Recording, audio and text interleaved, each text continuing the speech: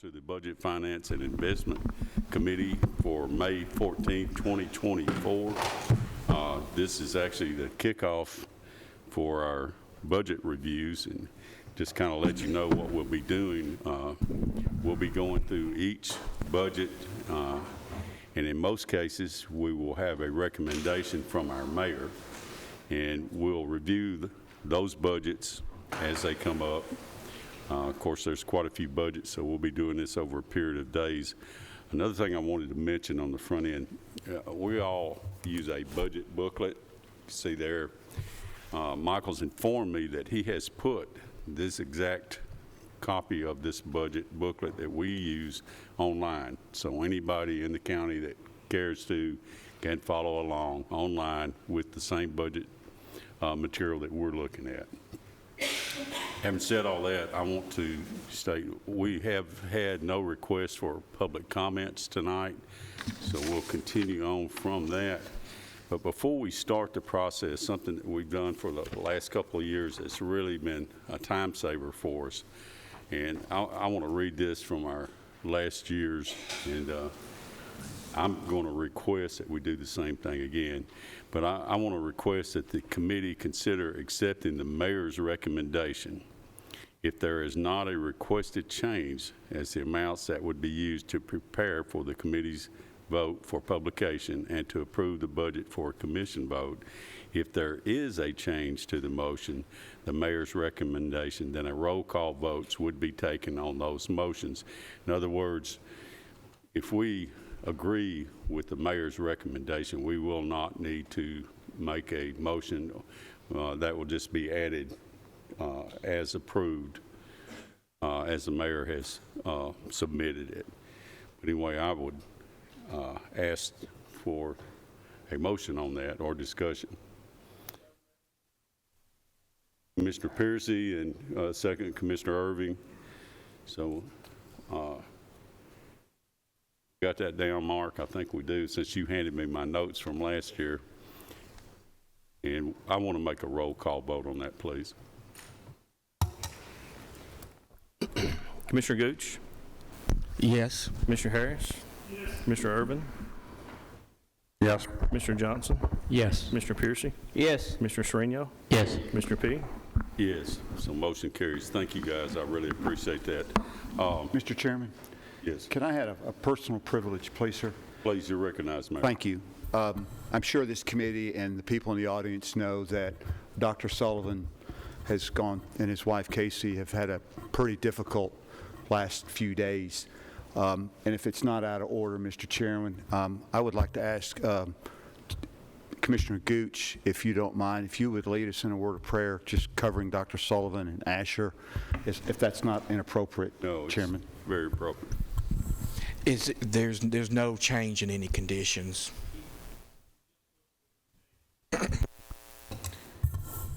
He just posted an update about 30 seconds ago, I believe. About 30 seconds ago, but ultimately still not great news. Let's go to our Father. Oh, Father, we love you and we praise your name, for we know that all good in this earth comes from you. And Father, you know the situation with our little friend Asher and our beloved brother Jimmy and his wife Casey. Father, we don't know why bad things happen to good people, but you've promised us one day we will, and we pray for that day. But it is our heartfelt, personal request to you to intervene in this little boy's brain and his heart, his body, his spirit, to make him whole once again. The doctors here on earth have not given us any good news. They're doing the best that they can, and we know that there's a lot of advances that you've allowed us to make here medically, and we praise you for that. But the word we're receiving is that there's little to no hope. But we know through Jesus Christ there's hope in everything. And so, Lord, would you please We are begging you, this whole community, to send the Holy Spirit down to heal this boy and make him whole. And in the meantime, Jimmy and Casey and the family, I just don't see how they can handle much more. And that's the reason for our request. They are good and faithful servants. They do the best they can to serve your kingdom here on earth. And that is the reason that we want him to be healed, because we need more people like them, not fewer. And we ask this in Jesus' name. Amen. Mayor, would you like to make any opening statements before we get started? Just briefly, as I mentioned at the last budget meeting, there was a process that Michael Smith and I went through when meeting with all the directors and the constitutional officers, except for one. But that process was essentially, we want to have a balanced budget. We want to make sure that we take care of our county employees within that balanced budget. We maintain a strong fund balance so that we can maintain our AAA bond rating. And then fourth and finally, we want to make sure that this budget doesn't adversely impact negatively what we would have to do in the next 2, 3, or 4 years. As this body knows, the challenges with our growth and the lack of funding from the state with that growth, especially with regard to schools, is not insignificant. So what Michael and I have put together is those 4 points and I think this budget hits all 4 points. And so with that, Mr. Chairman, I turn it back over to you. All right, thank you. First item on our agenda is a general fund budget transfer for the Election Commission.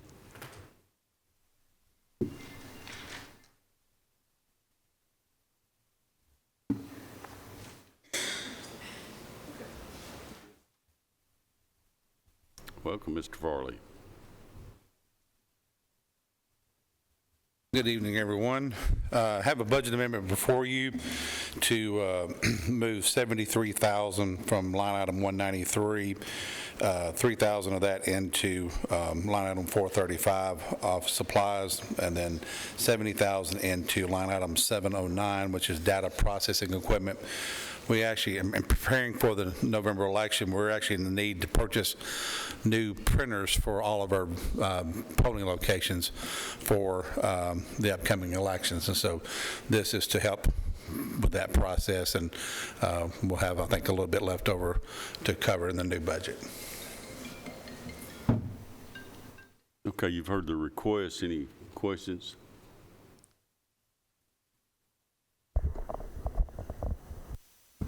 Mr. Johnson Second. has a motion. Chanto, second.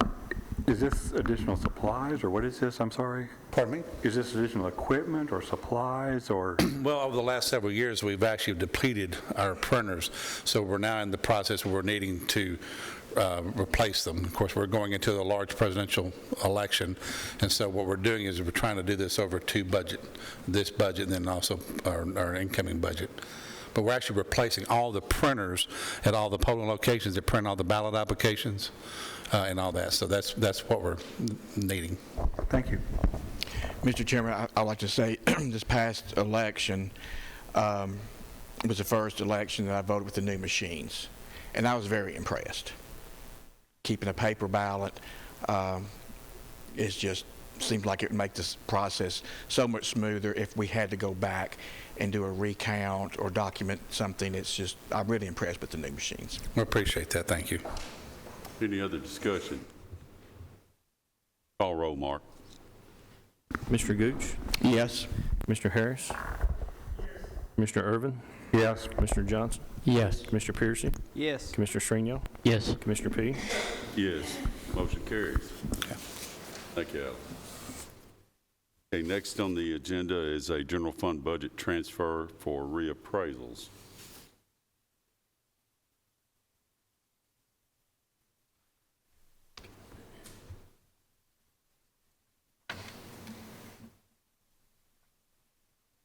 Welcome, Mr. Mitchell.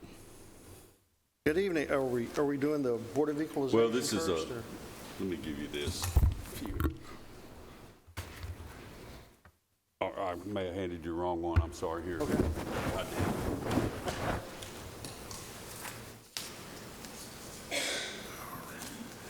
did. All right, this is a general fund budget transfer for postal. We have $7,500 that we're requesting to be moved from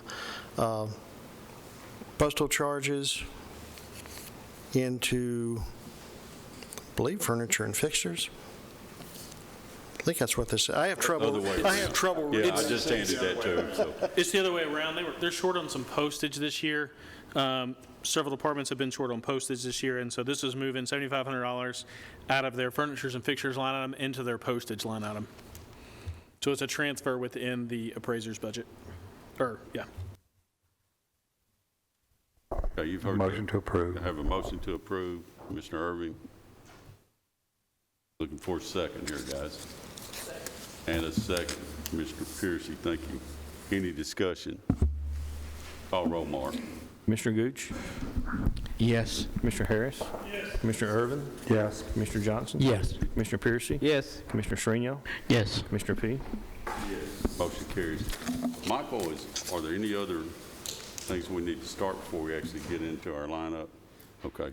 Well, Rob, we will be calling you back up in just a minute or two. Thank you. Thank you. Mark, first is actually on page 3, the Election Commission that we'll be looking at.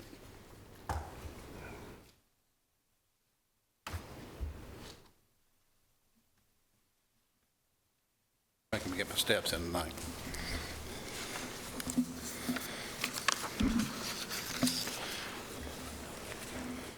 Okay, my 24-25 budget request is before you. Really, the only increases, or the only difference is we have a 2-election budget this year, whereas last year, or this current year, was a 1-election budget, and then also it is a presidential election, so we'll have more labor, more cost in actually conducting that election. So that's the reason for the increase. And I accept the mayor's recommendation.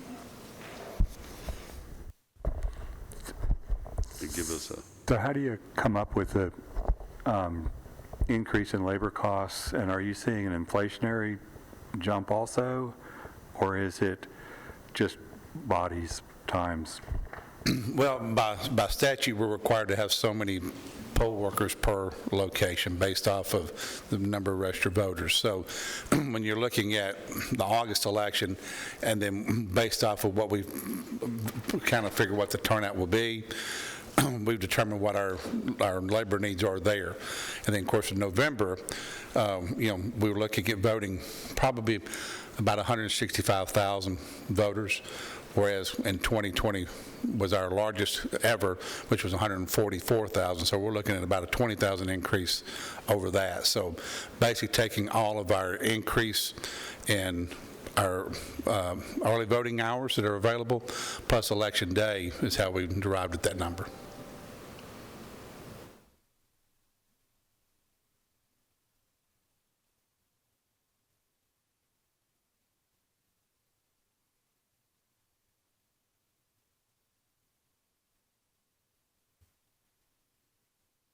Any of you have Thank you, Chairman Harris. Has a motion to approve the mayor's recommendation. Wait a minute. We won't take any motions.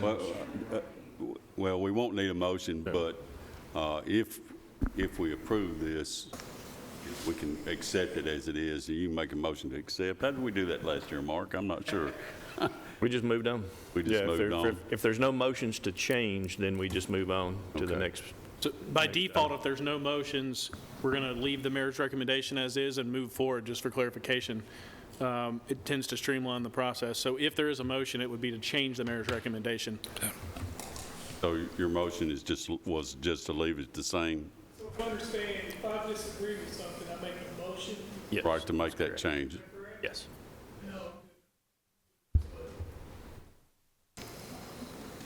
Has everyone had sufficient time to look over this budget? So we're going to accept the mayor's recommendation and move on. Thank you, Mr. Farley. Thank you. Okay.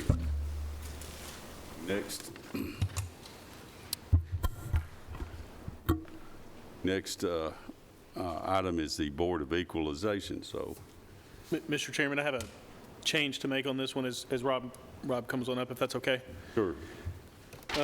So as you're looking at the Board of Equalization budget, there was a clerical error on my end that I need to announce a change. And so I'm flipping my pages here. So on the Board of Equalization budget, under line 308, consultants, the mayor's recommendation is going to be $35,000 instead of $20,000. And that is we have moved the money from the reappraisal budget for the attorney up to the Board of Equalization. So it was a dollar for dollar change there, and that was a clerical error on my part. So there's that line item for the mayor's recommendation will be $35,000, and you'll notice it's for the mayor's recommendation it's zero down in the reappraisal budget, and that was $15,000 last year that we have moved up to the Board of Equalization consultants, and that's where we pay the attorney. Before we get started any further on this, this is kind of the exception to the rule here. You do see the mayor's budget recommendation in the booklet that you have. However, Mr. Mitchell has requested to submit his own budget, if I'm not mistaken. But Rob, you can continue from there. Okay. I would have one change rather than, I don't know if it's appropriate to mention it here. If it's more appropriate to have all of the consultants funding out of the reappraisal budget than it would be in the Board of Equalization, because all of the funding that is spent out of the reappraisal budget is cost shared with the cities. So that $15,000 that was added or shifted over would actually cost half as much to the county. So I would make the recommendation that if $15,000 is going to be placed in that budget, that all of that be placed in the reappraisal budget as opposed to the Board of Equalization for fiduciary considerations. Let me recognize the finance director. We will take, when we bill for the cities from office, we do take into account some other charges that are not just in reappraisal, because we also have to take into account some of the pictometry and some of the GIS. So we will, even though this is in the Board of Equalization, we will take that into account as part of the reappraisal billing to the cities. The reappraisal category is just a chart of accounts laid out. So we will take that into account as we do some of the GIS billing. Some of that used to be in OIT's budget. Yeah. And so we have taken that into account because that goes in, you have to have that for the reappraisal. Right. And so regardless of where it's budgeted, we will take that into account on the billing. We wanted to get all of the attorney fees in one spot, where I think his name's Mr. Lee, maybe the attorney. We had those in several separate spots, and we were trying to get it consolidated so that we could track that a little better. But we will take that into account regardless of which category. Yeah, whichever one it's in. If you're billing it and you're cost sharing out of the Board of Equalization budget, that's fine. I just wanted to make that aware of that. So, yeah, I don't have any problems. We're good with that one. Okay, so your recommendation actually is to agree with the mayor's recommendation there, is that correct? Right, ours are the same, so I don't have a problem with it. I concur. Okay, on the Board of Equalization. Are there any questions from the committee or any changes you would like to see on this particular budget item? So we basically moved 25,000 of attorney's fees up, and then the question is that an adequate number of attorney's fees to fight at that level? We do our best to mitigate the cost, and there will be times that we may need to hire a, excuse me, an MAI outside appraiser to do a detailed review of an appeal. We have an appeal with Republic, for instance, the landfill. They have several MAIs that they have brought up to prove their course of value. $30,000 in a total budget would not be enough to hire one MAI to review the landfill. It wouldn't. So in those cases, we're forced to do our best in negotiation with what we have to reach an agreed value. So to answer your question, we could always use more, but we wouldn't waste it. Okay, thank you. Any other questions on the Board of Equalization? As I'll repeat, Mr. Mitchell has agreed with the mayor's recommendation on that. Hear no objection, we'll add this to our agenda and move to the next one. Okay. Next item we'll be looking at is reappraisals, and again, Mr. Mitchell. My reappraisal budget, my request or recommendation is for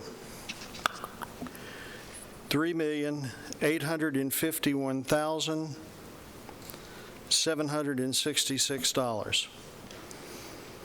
Repeat that, please.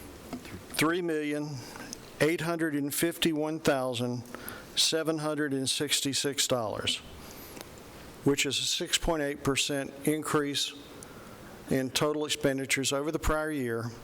This provides us with 2 new appraisal generalists that we intend to train up in preparation for following the directive from the Comptroller of the Treasury to move to a more frequent reappraisal cycle. I've presented some information to each of the commissioners down there. It's a chart on the back showing the loss in revenue that Rutherford County has experienced or will experience this year and next year because of the application of the appraisal ratio, which is roughly $4.1 million in property tax dollars that we will not have to spend. What it lacks on that is the unknown of anyone who appeals to the County Board of Equalization has the right to request the appraisal ratio be applied to their appeal, which is 15.38%. So off the bat, they can request a 15.38% reduction in value. Now, I won't say every, but 95% of commercial properties in Rutherford County we anticipate are going to appeal, because that's how the tax attorneys get paid. They get paid on reduction in property taxes. They're all going to come and they're all going to request that the appraisal ratio be applied to their values. Now, this is a very real and tangible loss to the citizens of Rutherford County. We'll do our best to defend it. To eliminate that, the Comptroller of the Treasury has said a 2-year reappraisal cycle for Rutherford County would at the minimum be appropriate, and that he would fully support going to an annual reappraisal for Rutherford County. I don't anticipate having to go to the annual reappraisal at this point because we can accomplish everything we need on a 2-year cycle. What is also missed and has been mischaracterized by the press in Nashville is that this is somehow a tax grab. It is not. It is preventing the shift of property tax dollars away from corporations and onto the backs of the residential property owner. By our calculations, this would translate to about a 2.6 cent increase on the property tax rate to make up the revenue loss. So as county commissioners, you have to make the determination, we have this that we need to buy. Where are we going to get that revenue? The revenue doesn't usually drop. So you're forced to have to remove something that you feel that you need to buy in order to replace that. So you don't do something so that you don't have a drop in the revenue. Our goal is to protect the tax base for the commission so that when you levy a tax to fund necessary expenditures, you do not have to pass that along to the residential property tax owner. That's my request. 2 additional people, raises for my department, everything else is status quo. Mr. Mitchell, just so I understand, you made a statement that the comptroller suggested a 1-year appraisal and The comptroller said that he would support a 1-year appraisal for Davidson, Rutherford, Williamson, Hamilton, Knox, and Shelby counties. But, and right after that or prior to that, you said that there was already a 2-year appraisal in place? Currently, statute limits 6, 5, it stipulates 6, 5, and 4-year reappraisal cycles. It leaves open that the comptroller will consider, and through the state board, a more frequent cycle if it has the support of the county commission and the Division of Property Assessments. It doesn't, current statute doesn't have to permit, it's already permissive of it, but it doesn't specifically state you can do this as an option. It's left open and said, we will allow you to do this. Now, the comptroller had a bill that has been put off until next year specifying this and spelling it out. In 2 years' time, if we don't have the people right now in place and trained before 26 at the end of this cycle, we will have missed our window to have properly trained staff in place. So if we don't, the decision being made right now tonight is, do you want to protect the property tax base going on to the future, or do you want to kick the can down the road? I'm prepared. The office has been repaired. We've been working toward this for the last 6 years. To put ourselves in a position that we can offer this, we're ready, with the exception of needing the 2 additional people so that we can conduct the field reviews on an adequate basis. So that's really the difference that you've got. I know the mayor's recommendation, I'm sitting here looking at, is $3,609,607. Yours is basically $247,000 more. And that's just the 2 people? 2 people and a 5% raise for office staff. That's the difference between your request and what the mayor's recommendation is. Mr. Chairman? The 5% raise is for the property assessor's office is in the mayor's recommendation. I just want to clarify. Okay. We've let Mr. Mitchell explain his budget. Mayor, would you care to? Well, just briefly, as you know, we send out invitations every year. This is my 2nd year. We send out invitations to all the constitutional officers and all the directors to sit down with Michael and myself to go over their proposed budget, because this budget, the property assessor's budget, is like every other department or constitutional officer's budget. It has to fit into a larger puzzle for the overall county. Mr. Mitchell decided not to meet with Mr. Smith and myself, so the first time I saw his budget proposal was from Mr. Smith about 2 weeks ago, where I had an opportunity to review it. At that time, Michael and I had already determined that if the county could afford it without a property tax increase, we were going to take care of our employees again, and so we did that. So when Michael says that that part of the that component of the budget is in our proposal or our recommendation, that is absolutely correct. We do not have the two open positions, the two positions that Mr. Mitchell has requested for a number of reasons, but the two most notable reasons is that this particular office over budgets by anywhere between $400,000 and $500,000 every year. And so in an effort to better utilize up to $500,000 as opposed to being a surplus, we held his budget at the same level it was last year. He's expected to have about a $400,000 surplus, and so by maintaining the budget for 24-25 as it is in 23-24, he should quite easily be able to absorb the $115,000 cost associated with the raises. Moreover, the two positions that he's asking for, while important, he still has two open positions that he has yet to fill, and these two positions have been open for some time. So it's the mayor's recommendation in a tight budget year that he first try to fill those two open positions, and he uses current surpluses to pay the 5% salaries. Mr. Chairman. Mr. Chairman. You're recognized. Okay. So in looking at this document, basically the difference between your recommendation and the proposal is the two additional employees that he's asking for. I'm not sure what document you're talking, I don't have that, but I want to point out one other thing.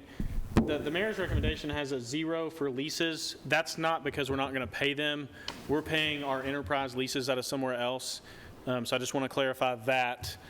The only difference that I'm aware of, or large difference, is just the two positions between the two recommendations.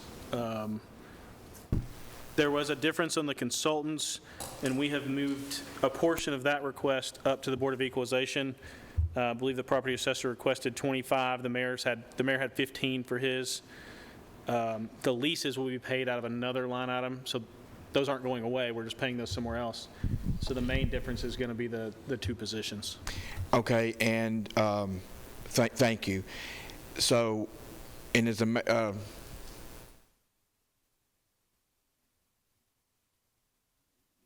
no, go ahead.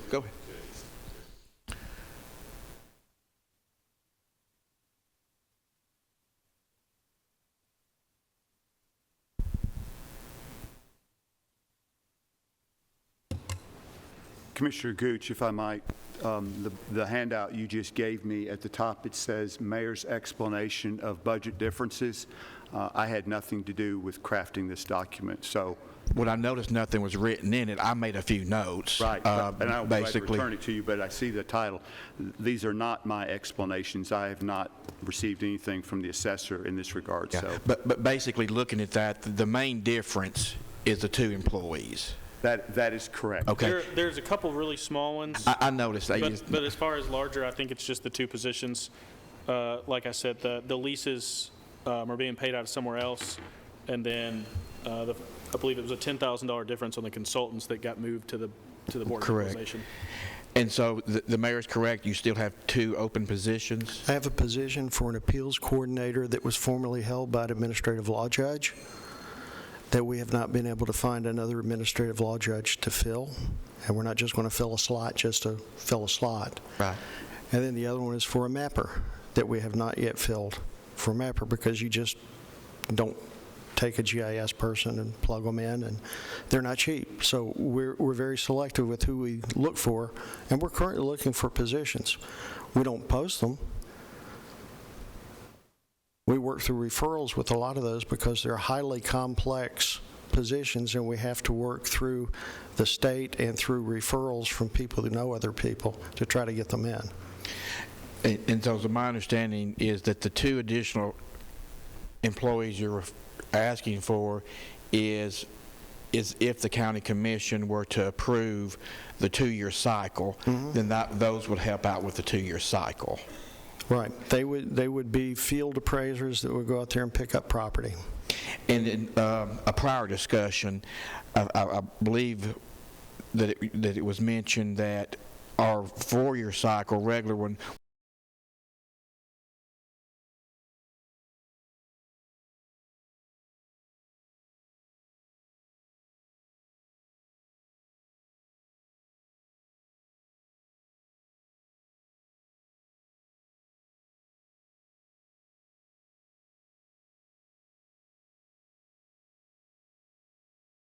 for training are offered by the DPA.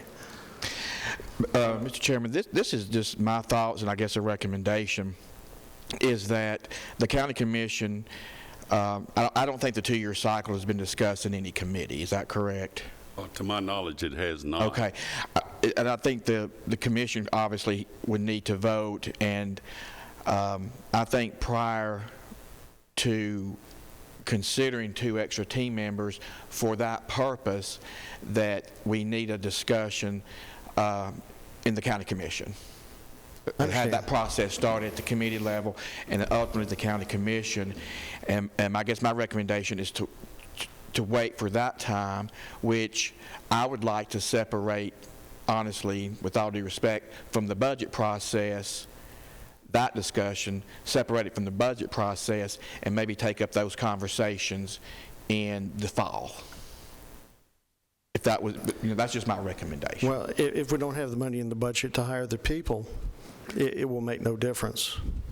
Well, I think if the county, if it takes 2 years, this is 2024, if it takes 2 years to train, we're looking at 2028.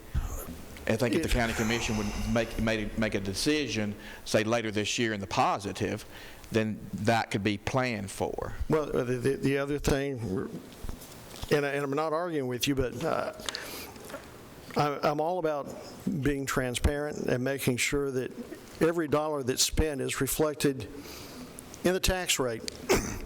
And a mid-year budget amendment will not be something that the tax rate is based upon. It's like a hidden fee. So if it's done mid-year and it's put in there, the citizens won't have an opportunity to vote for and approve the tax rate and have their voice on it. So respectfully, I think it's if we want to do, if you're going to give me the funding for the 2 additional people, I think now would be the most appropriate time to look for it. But I understand if you want to wait. But for transparency's sake, I think it's important that if the citizens want it,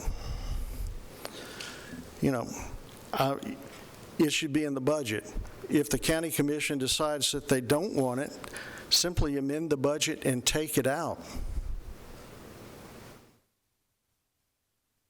Michael, I actually asked our director a question about that. If we decided, or the commission decided to not fund this at this time, but decided after we discussed this, if we decided to go to a 2-year cycle and he needed more people, could we at that time pay for those without affecting our tax rate? And Michael, can you explain that for me?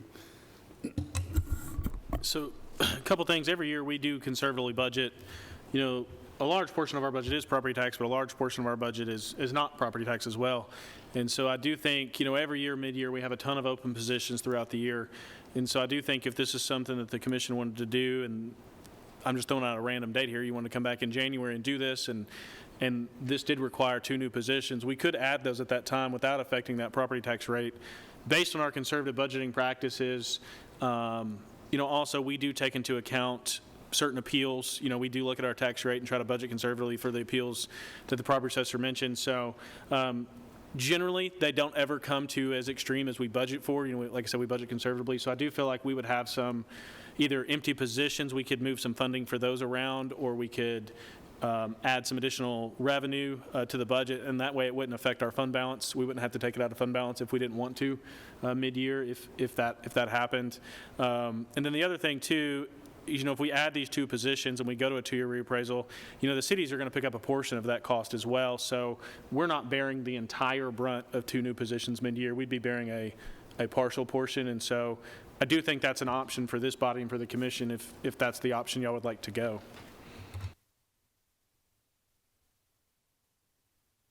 Only thing I'd like to add, some of the information that's been presented tonight is new to me.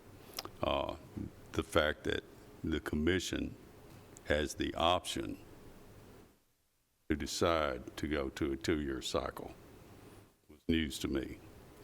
I would recommend that we send this to Chairman Harris and steering, let them flesh that out at their time.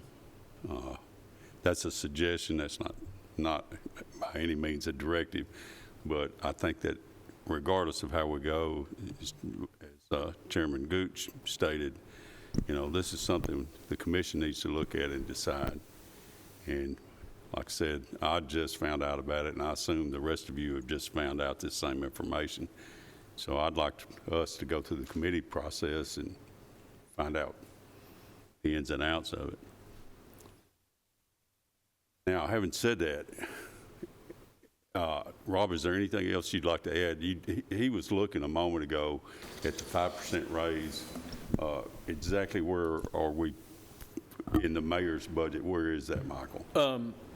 So what I did is I took your current employees, Rob. I took your current pay of all your current employees. I had on the books 2 open positions, which I think you said was on yours too. So I took a conservative estimate of what we would bring those in at based on their years of experience, and I took all those salaries and times them by 5%, and that would be in line 106. And then of course I adjusted the FICA taxes and pension as well. Our pension rate went up, and so you'll notice.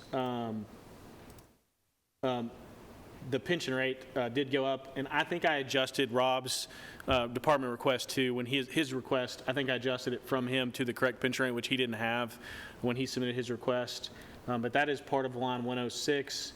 And then, of course, the top line 101, that salary is set by state statute. So that's where it resides. The 5% is in both of those line items. I know Mr. Mitchell was concerned about make sure that his employees had the 5%.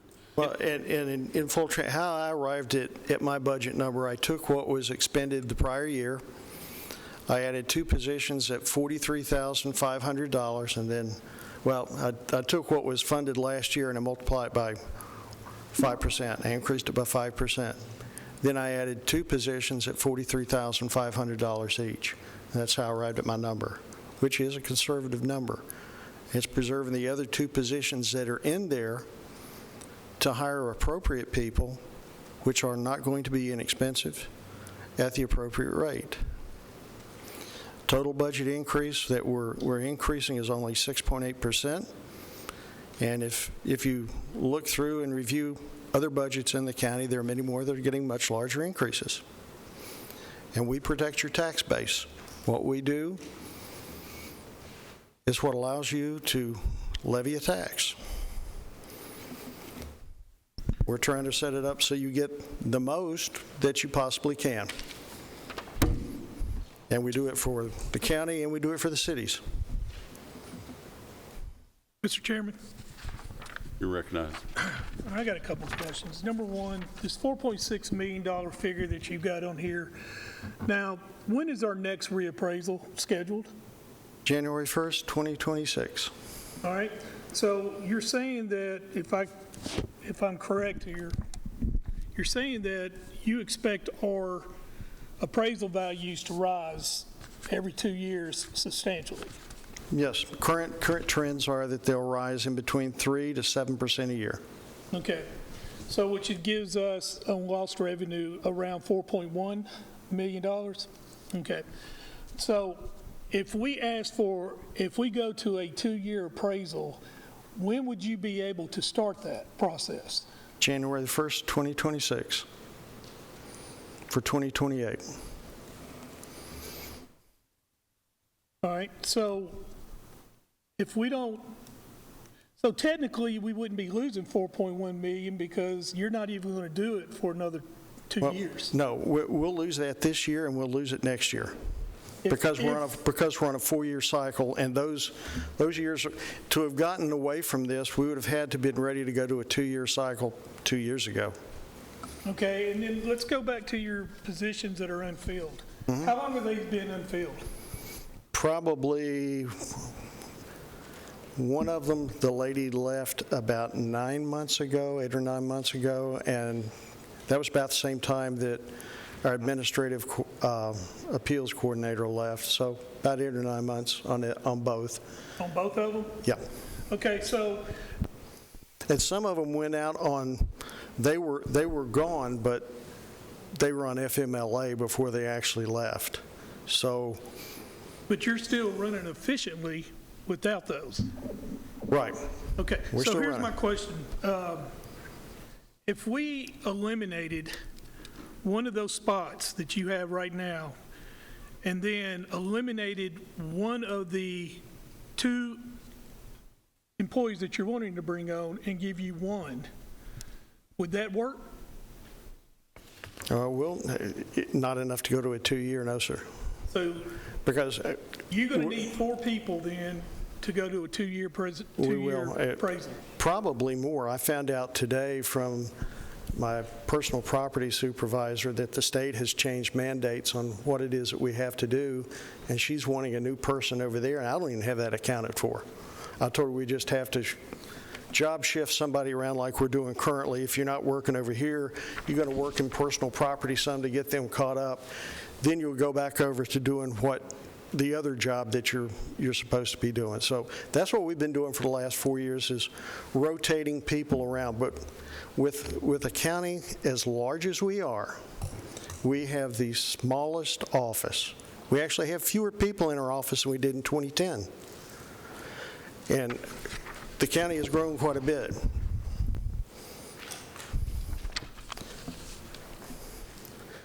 And something that was said earlier, I'm sorry, I didn't mean to interrupt you. It's not the county commission that the county commission approves the budget for going to a more frequent cycle. The assessor is required to make their best estimate on what cycle is appropriate and present it to the comptroller's office and to the state board and to the Division of Property Assessments. At that point, if they approve the plan, it comes back and the county commission determines if they want to fund it, the plan that's in place.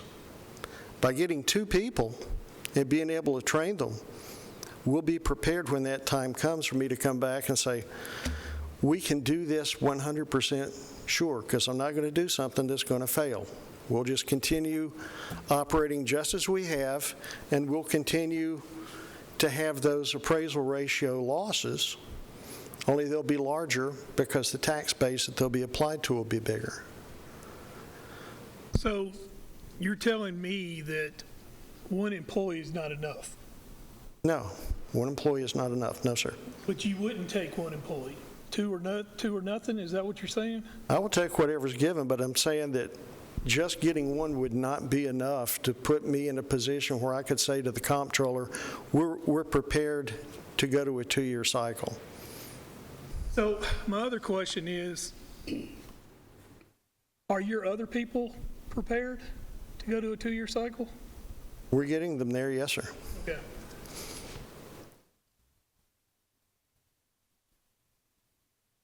So you're saying that in 1 of 26, January 26, if this county body approved a 2-year appraisal, that's the soonest you could start? Currently, that's as soon, we could go sooner. We could go next year.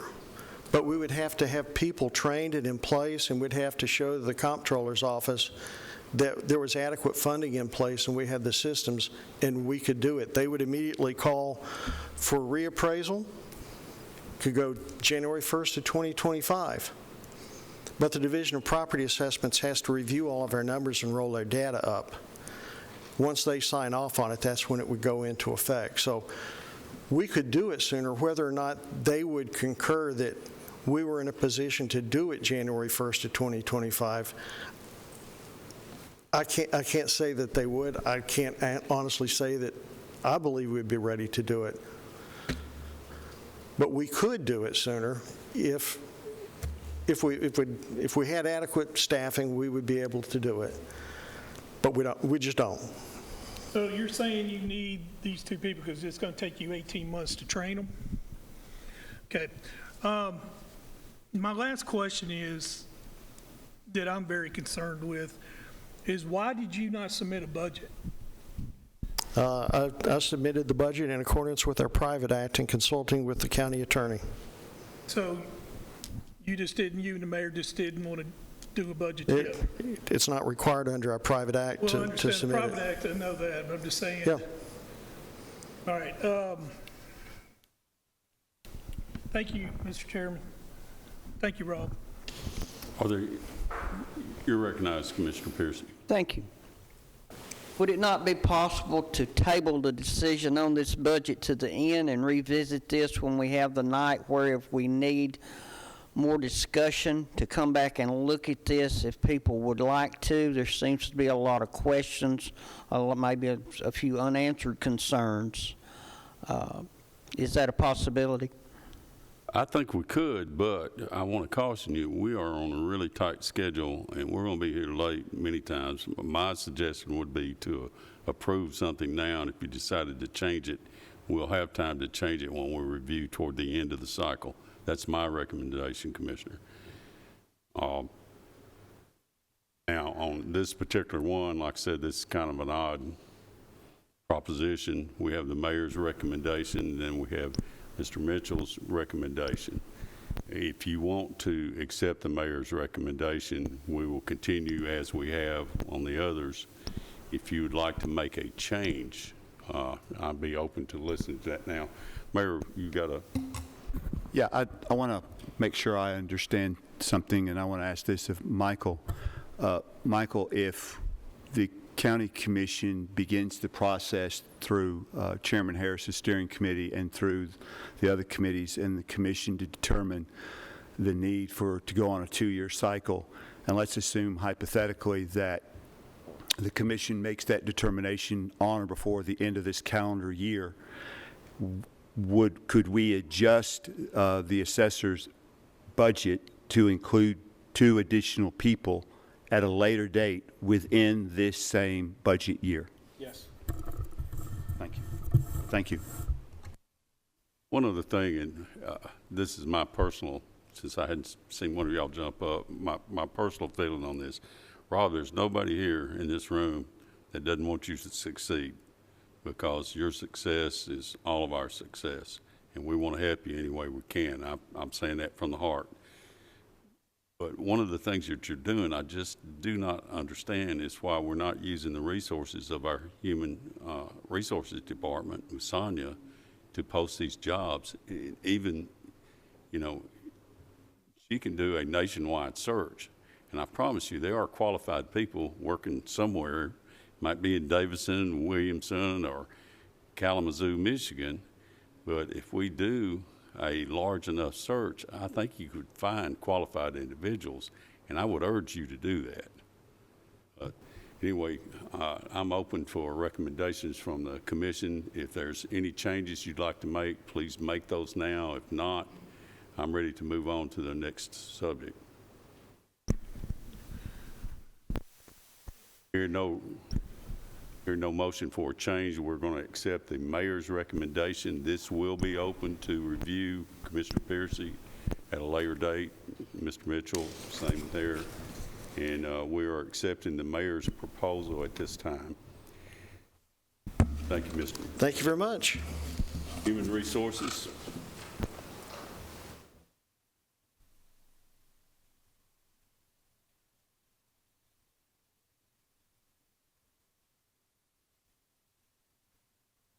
Welcome, Sonia.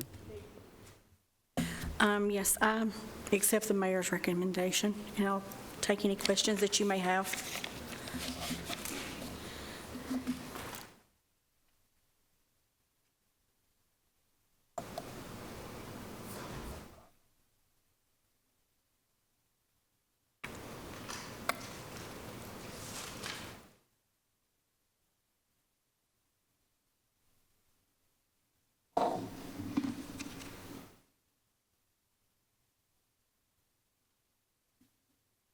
Sonia, have you added anyone? I added what? Anyone, any personnel? Yes, sir. There was a position put in here, a compliance specialist. We've had, I do my monthly report with this steering committee. We've had an uptick in FMLAs, our military leaves, our Title VI, our ADA, not only our ADA assistance in the courtrooms, but also our ADA interactives for individuals who are asking for accommodations, our employees. And also some of the federal requirements have increased. And so I'd asked for a compliance specialist to assist Rebecca Basquette, who handles the majority of those items for us. Currently, Lindsay, who is the assistant director, and myself have been assisting her with those, but it would help us to make sure that we are not missing anything from a compliance standpoint. And this is not only federal compliance, but also state regulations as it relates to reports and processes that we have to submit to annually. So that was a position that was added.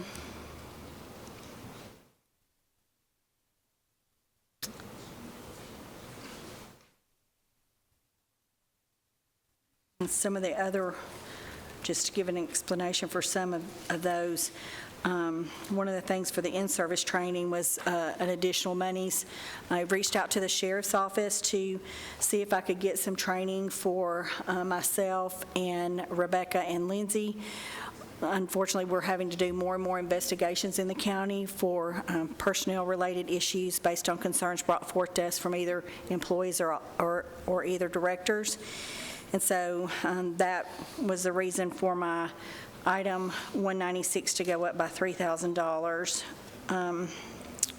One of the other lines that went up was our other contracted services. We have been working steadily to go paperless in HR, and we got to a point where we had done the capacity that we could handle in-house. And so the additional $15,000 on that is to scan the remainder of the personnel files in our office that we are required to maintain for 30 years. So for personnel records, we have to maintain 30 years post their last employment action, and we have to keep medical files forever. And so that $15,000 will help us to scan any records that are more than 7 years old. So that was an uptick. We had a reduction in supplies of $5,500, and we had a reduction in our other charges line of $29,000. Those are some of the big reductions that we had. Any questions for the director? Any recommendations on this budget, or have you had time to?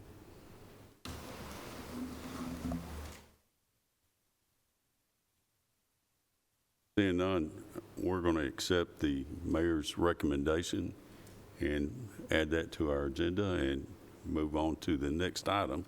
Thank you. Thank you, Sonia. The next item is the county attorney.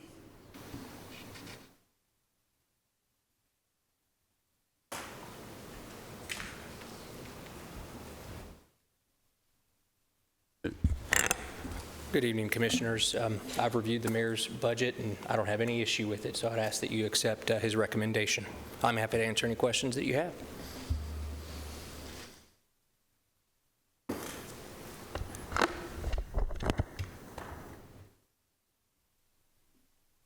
You're recognized, Mayor. I want to say that I've had the opportunity, the pleasure to work with Nick for 18 months, and I can tell you that he does an absolutely outstanding, he doesn't know I was going to say this, but he does an outstanding job for the county. As you know, we're working on a very, very complex environmental matter, and I just want you to know that he does a great job. So thank you, Nick. You're welcome. I appreciate that, Mayor. In 18 months, you've been in the seat. It goes by quick, doesn't it? Sure does. Thank you, Mayor. Well, this is basically a bare bones, no change. What do you got in there, the employee raises or? So the county attorney budget is governed by our contract between us and the county attorney's office. And so this budget follows that. However, there is one position in there that is part of the county attorney's budget, and she is on the county pay scale, and so that does reflect her salary increase. But everything else in there is governed by the agreement we have in place with the county attorney's office. Okay, you've heard. Mr. Chairman, what's the cycle? Where are we in the attorney's contract? Yeah, so 2 years ago, we renewed, and the term expires June 2026. So we're about halfway through, a little less than halfway through. Do I hear any recommendations or changes to the mayor's budget? Hearing none, we'll accept the mayor's budget for the county attorney. Move to the next one. Thank you. Thank you. Okay, next up is the Register of Deeds.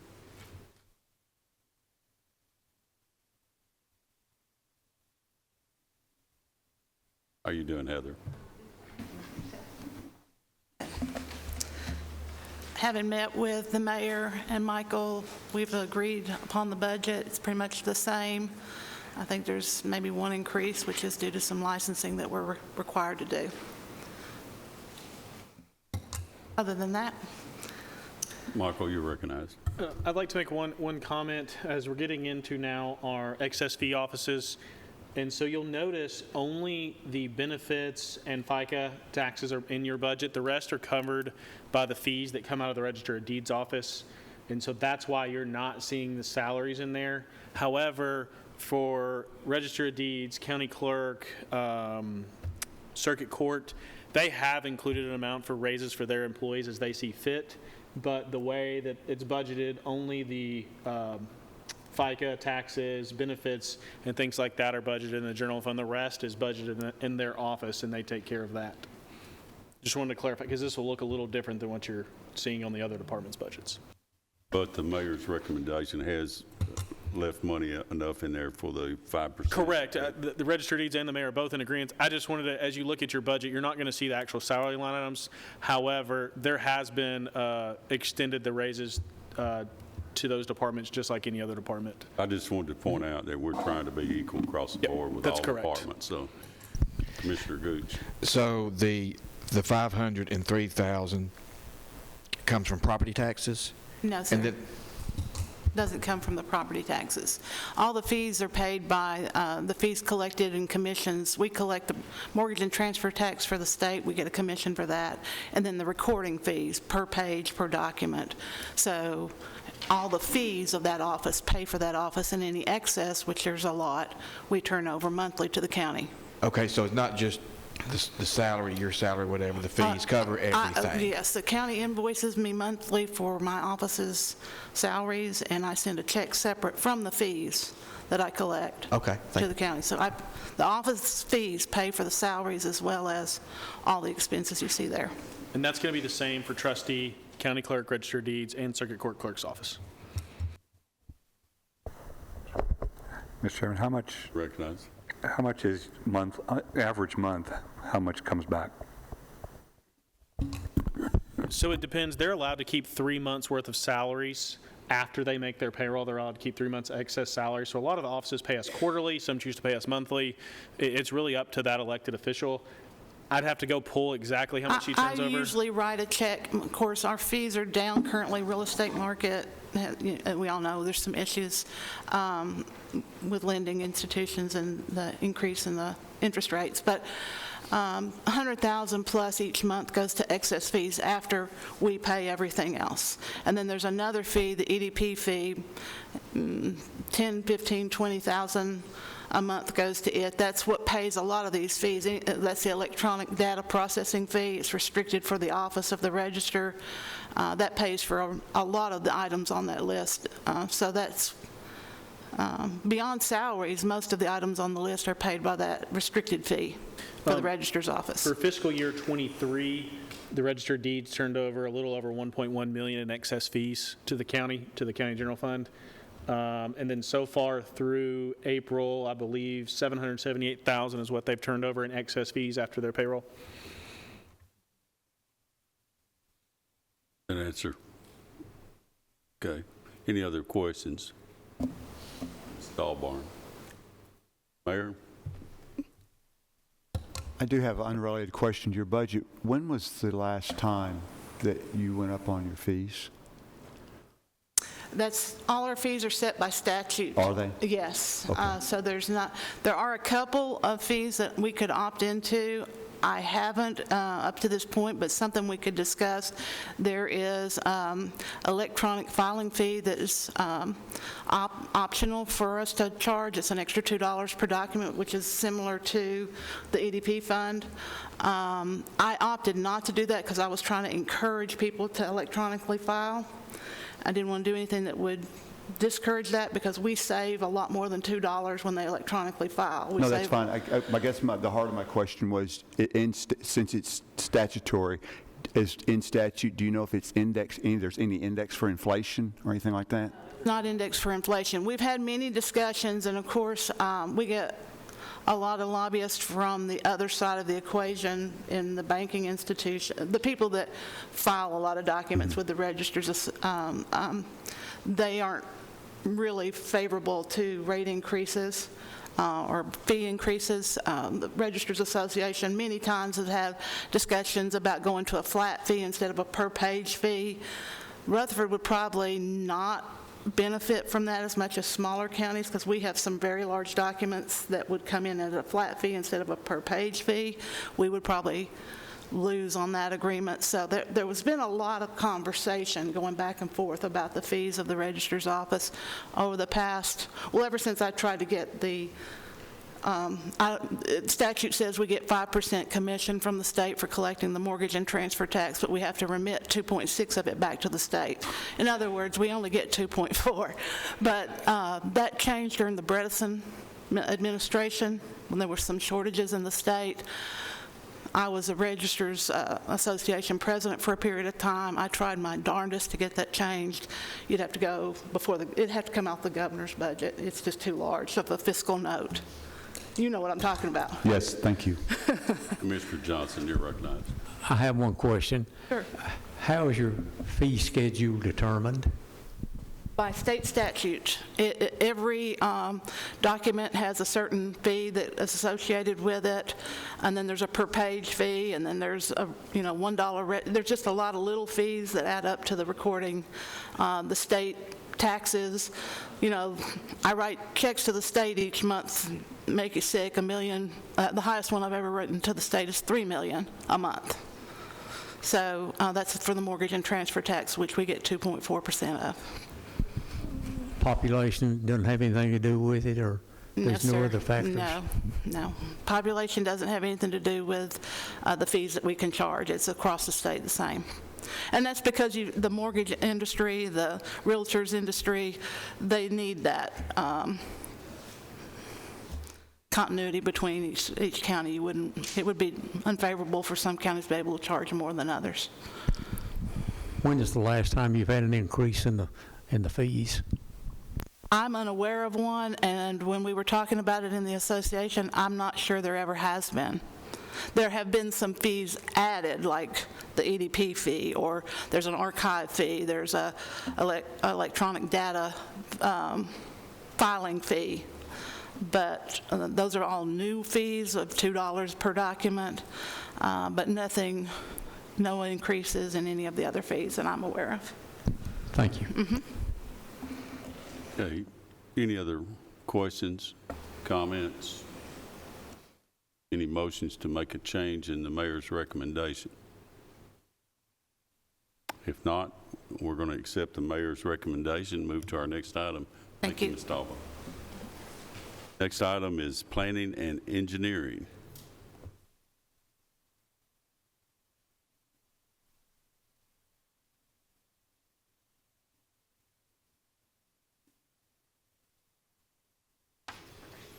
Chairman P., members of the Budget and Finance, Mike Hughes, County Engineer. Doug Namasi, Planning Director. Our budget, we're pleased to present our budget to you. Pretty much I would say for the most part, status quo, a modest, about a little over 6.5% increase. We've had our meeting with Mayor Carr and Mr. Smith.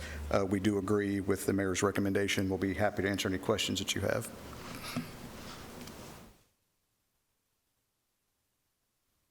Do you have any personnel added? Yes, we are asking for a new senior professional engineer to help us with plans review. Which makes a lot of the increase in our budget. Actually, that's the majority of the increase Right. at that position. Even with that new addition, it's only a 6% increase from the previous budget. You got room in an office up there for another person? Well, I'm going to move, yeah, I'm moving to the roof, and then, no.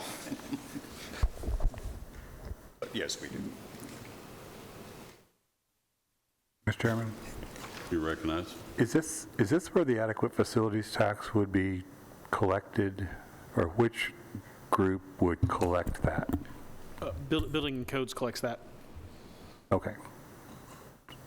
Y'all are off the hook, I guess. I guess. What was that? I'm sorry? Who collects the adequate I facilities just tax? asked who collects the adequate facilities tax. It does not appear to be these gentlemen. That'd be Ms. Bell's office, Building and Codes. Right. Oh, okay.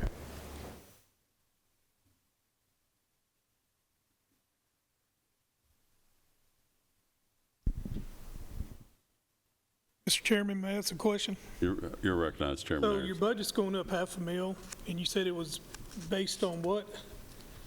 A new position, a senior engineer. It's not $500,000, it's 102, a little over 100,000. a little over 100,000. So, Reading it wrong then. I think you might be looking at the April 2024 number, budget through April 2024. Looking at because that would be- 23 at 1.3, and I'm looking at Department Quest at 1.8. Well, the original budget for '24 is 1.686, the one right next to that. Commissioner, that column you're looking at is through April. Okay. So that's our most current numbers that we have for this fiscal year. How many positions will that fill? just one. Just one? Yes, sir. Okay. It's a new position.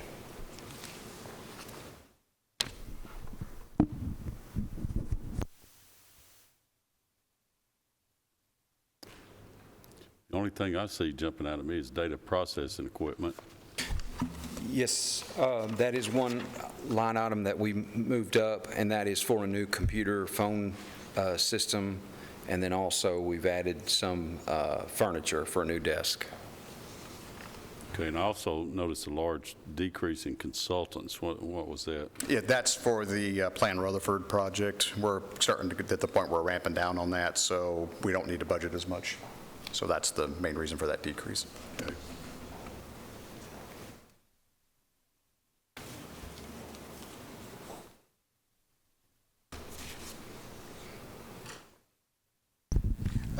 I'm curious, how much, so the planning department, they have fees also?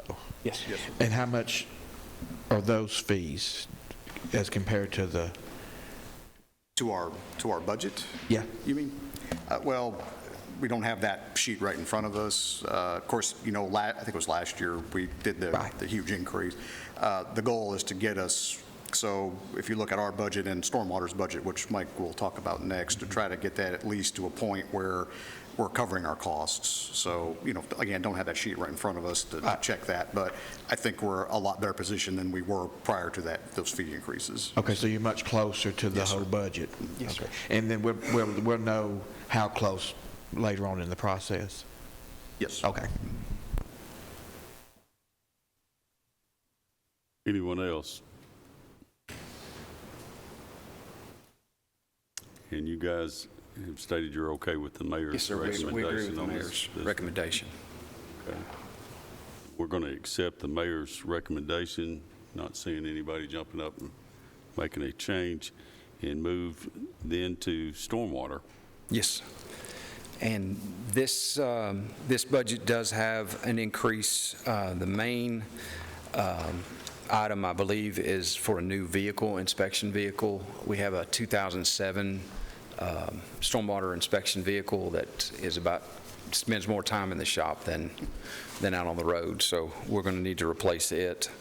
But other than that, we've had a reduction in contracted services. The state has a 5-year permit cycle, and this coming year we won't have to do as many tests as we have in the previous years, but that will go back up in the following years.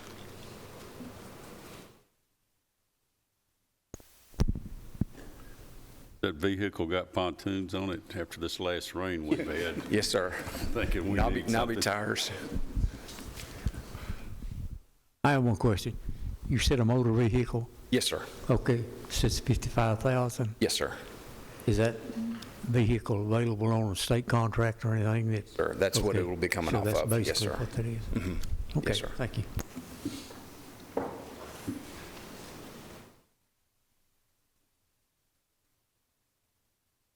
And I do agree with the mayor's recommendation on this one.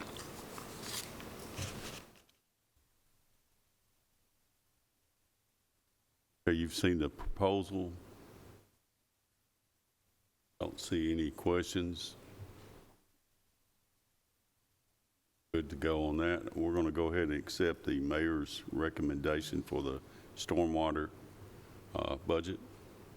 Yes, sir. Thank you. On to the next one. Thank you, guys. Thank you. Next is county buildings.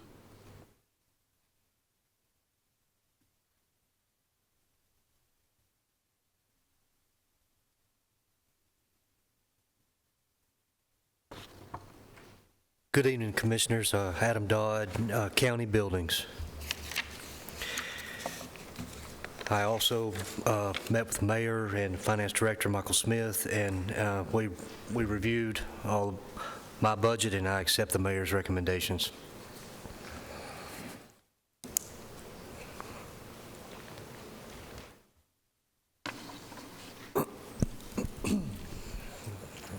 If we have a department head or heads that need maintenance in their building, does that go through their budget or does it go through this budget? For instance, say somebody wants their offices painted or the floors redone, does that come through their budget or your budget? It does. And Budget? yes. Okay. Yes.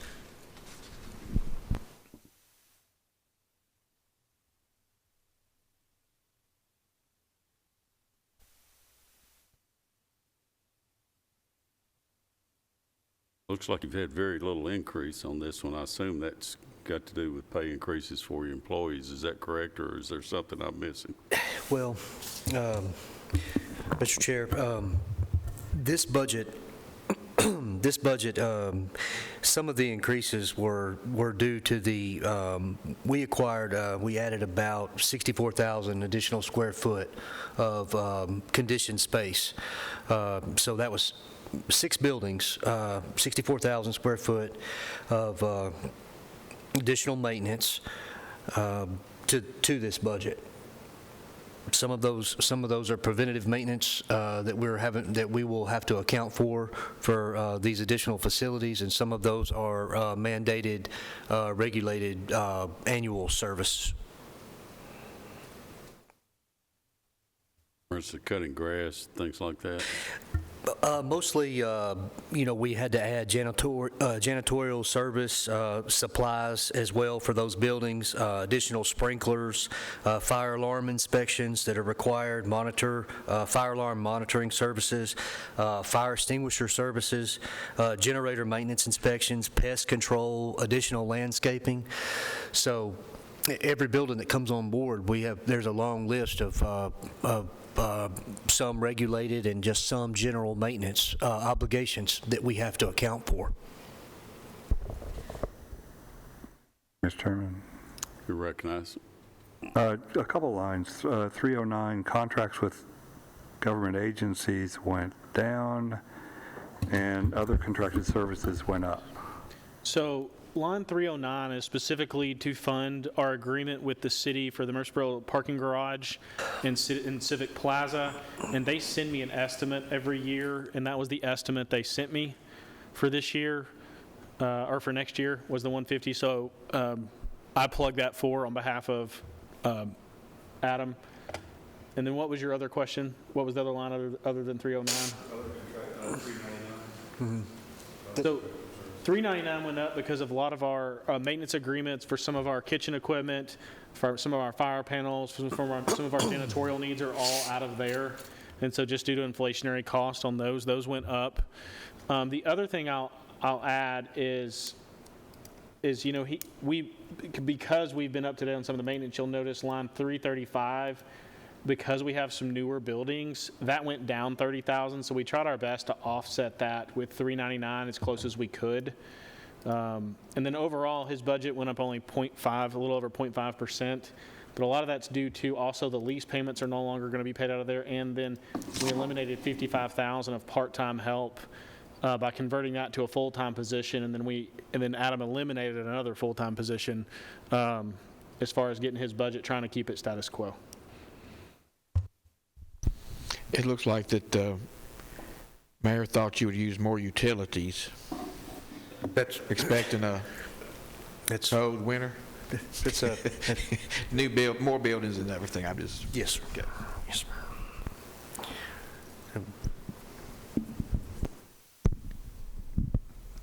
Mr. Johnson. Yeah, I've got one question. I know this is due to the mayor's heart also about the building improvements of $430,000. I'm sure there's some of those for CCRC, Mayor, on the building improvements. Commissioner Johnson, that's not represented here. The building improvements at CCRC are paid for by the CCRC budget. Okay, thank you. Mr. Chairman Harris. On line 335, why did you decrease that amount? Since we're our staff, our techs now are basically qualified to do a lot of the work, and we're doing more of the electrical, we're doing more of the HVAC, we're doing more of the more complex services that we used to in the past had contracted out for outside services. So we're just doing more of that in-house, so I deducted that I mean, do you not feel that that is a line item that we shouldn't mess with, considering the age of some of your buildings? No, I feel very confident that we're not going to need to utilize outside services as much as we have in the past. We'll continue to do those repairs in-house.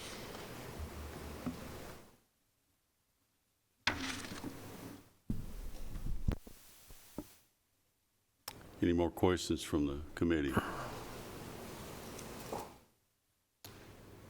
Hearing none, we're going to accept the mayor's proposal for county buildings. Move on to the next one. Thank you, Adam. Thank you. Thank you. Next item is archives.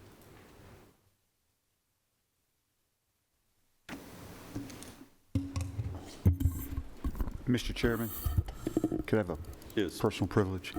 I want the Budget Committee to recognize Dr. John Lodell. He recently received his doctorate, and that's a credible accomplishment, Dr. Lodell. So on behalf of myself and the entire county, well done and congratulations. Thank you, Mayor.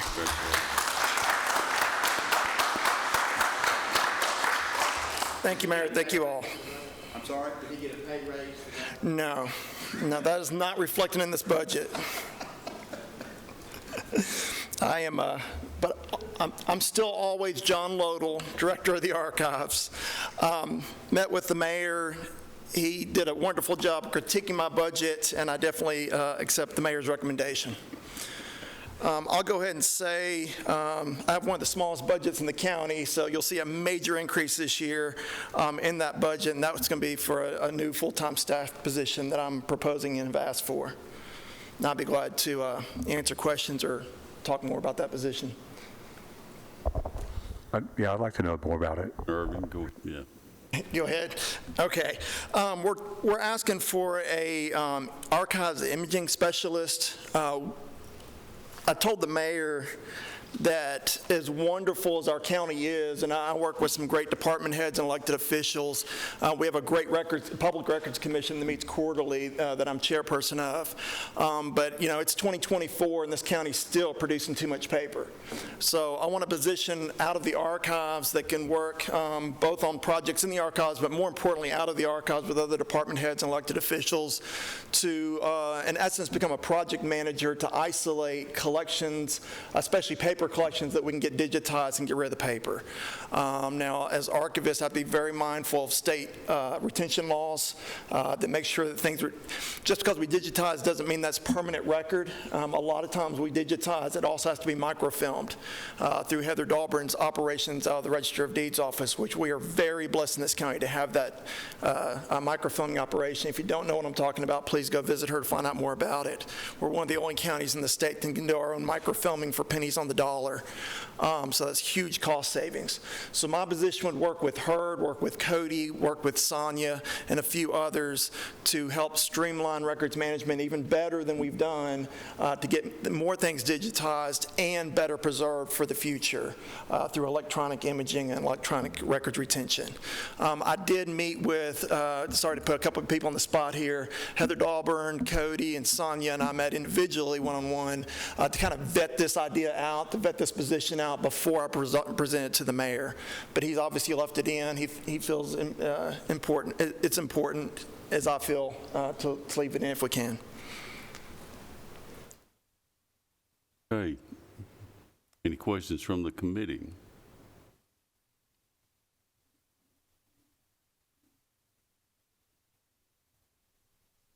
Hearing none, we're going to accept the mayor's proposal and move on to the next item. Thank you, John. Thank you. Next item is risk management.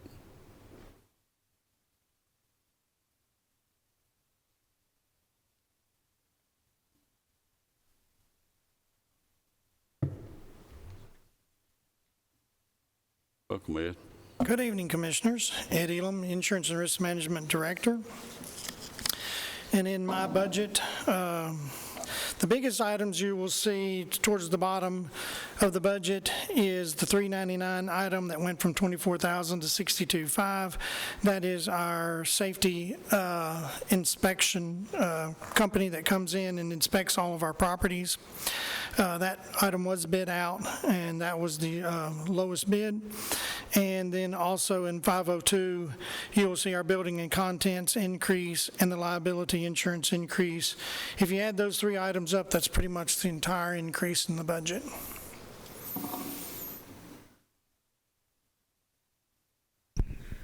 Mr. Chairman, can I have a question? Recognized. Every single one of these budgets that I'm looking at is a insurance increase. How much did our insurance go up? Which one? Well, it looks like a lot of pensions and liability on a lot of the employees, on a lot of these departments that we're seeing. On the medical, dental, and vision that was voted on the last insurance meeting, the last, insurance and the last, budget meeting, there was not any increase on the medical, dental, vision part of it. Now, the retirement part, I think Michael has mentioned that it has gone up. Can I make a clarification on that? Our pension rate did go up. We presented that, I believe it was in April. I think April we presented the rate to y'all. It's now 11.88%. That did go up. And then our health insurance, the rates itself that the employees are paying did not change for next year or for this year. However, anytime there's a new position, we budget generally at the higher family rate because we don't know what that employee is going to elect. Or throughout the year, what happens is if there's a vacant position, we'll budget at the higher rate. And so, for example, you'll see some of these estimates are a little higher on health insurance because we don't want to get in a situation where we have a vacant position, we hire somebody in, and then they elect family coverage and we only budgeted single. So we try to be on a conservative basis there on the health insurance, but that's why those two lines, if they're increased, that's what that is for.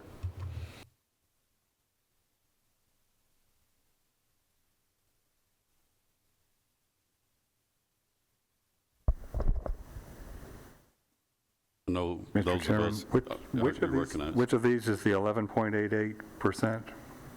Pension. 204. Should be 204. Yeah. And then another thing I want to add real quick that I should have stated at the beginning of this, the current year's budget that we're in today, there is exactly 260 days, exactly 26 pay periods. For next year, there is 26.1 pay periods the way the calendar falls. So some of these line items you're going to see in one individual. That does not mean that's what that individual is getting paid. It means that's the budget for the 26.1 pay periods. So I just want to clarify that. So you'll also see that change. The only line items that's exactly what somebody's getting paid are the elected officials because that is set by state statute. So we had to budget an extra 26.1 pay periods, which we have done in the past. It just so happened that the budget we're under today is exactly 26 pay periods because we pay on a bi-weekly basis. Every so often we have a 26.1 based on the way the pay periods fall.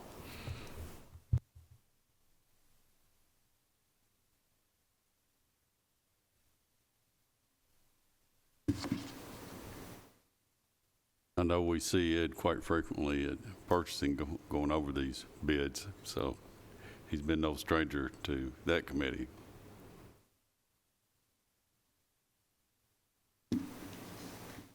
Any questions for the director? If not, I'm going to accept the mayor's proposal and move on from risk management. Thank you, Ed. Thank you. Have a good night. Next item is the county clerk.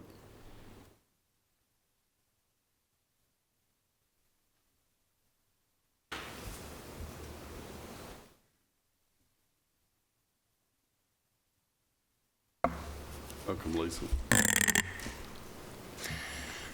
Well, good evening. I met with the mayor and the finance director, and I agree with his recommendation.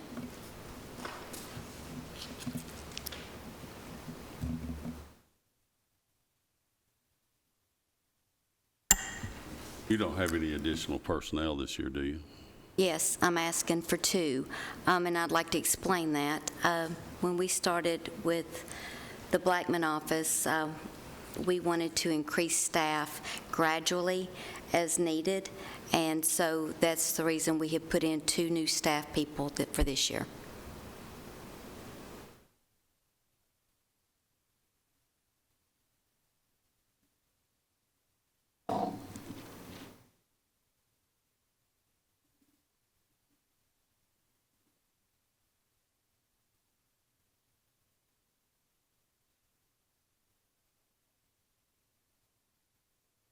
So if you'll notice, the increase that you'll see in my budget is from just salaries.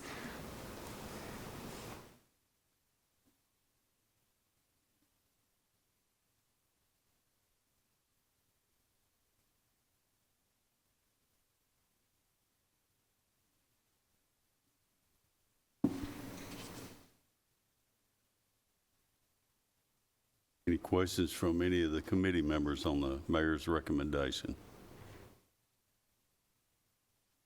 Hearing none, we're going to accept the mayor's recommendation and move to the next item. Thank you, Lisa. Thank you. Geographic Information Systems.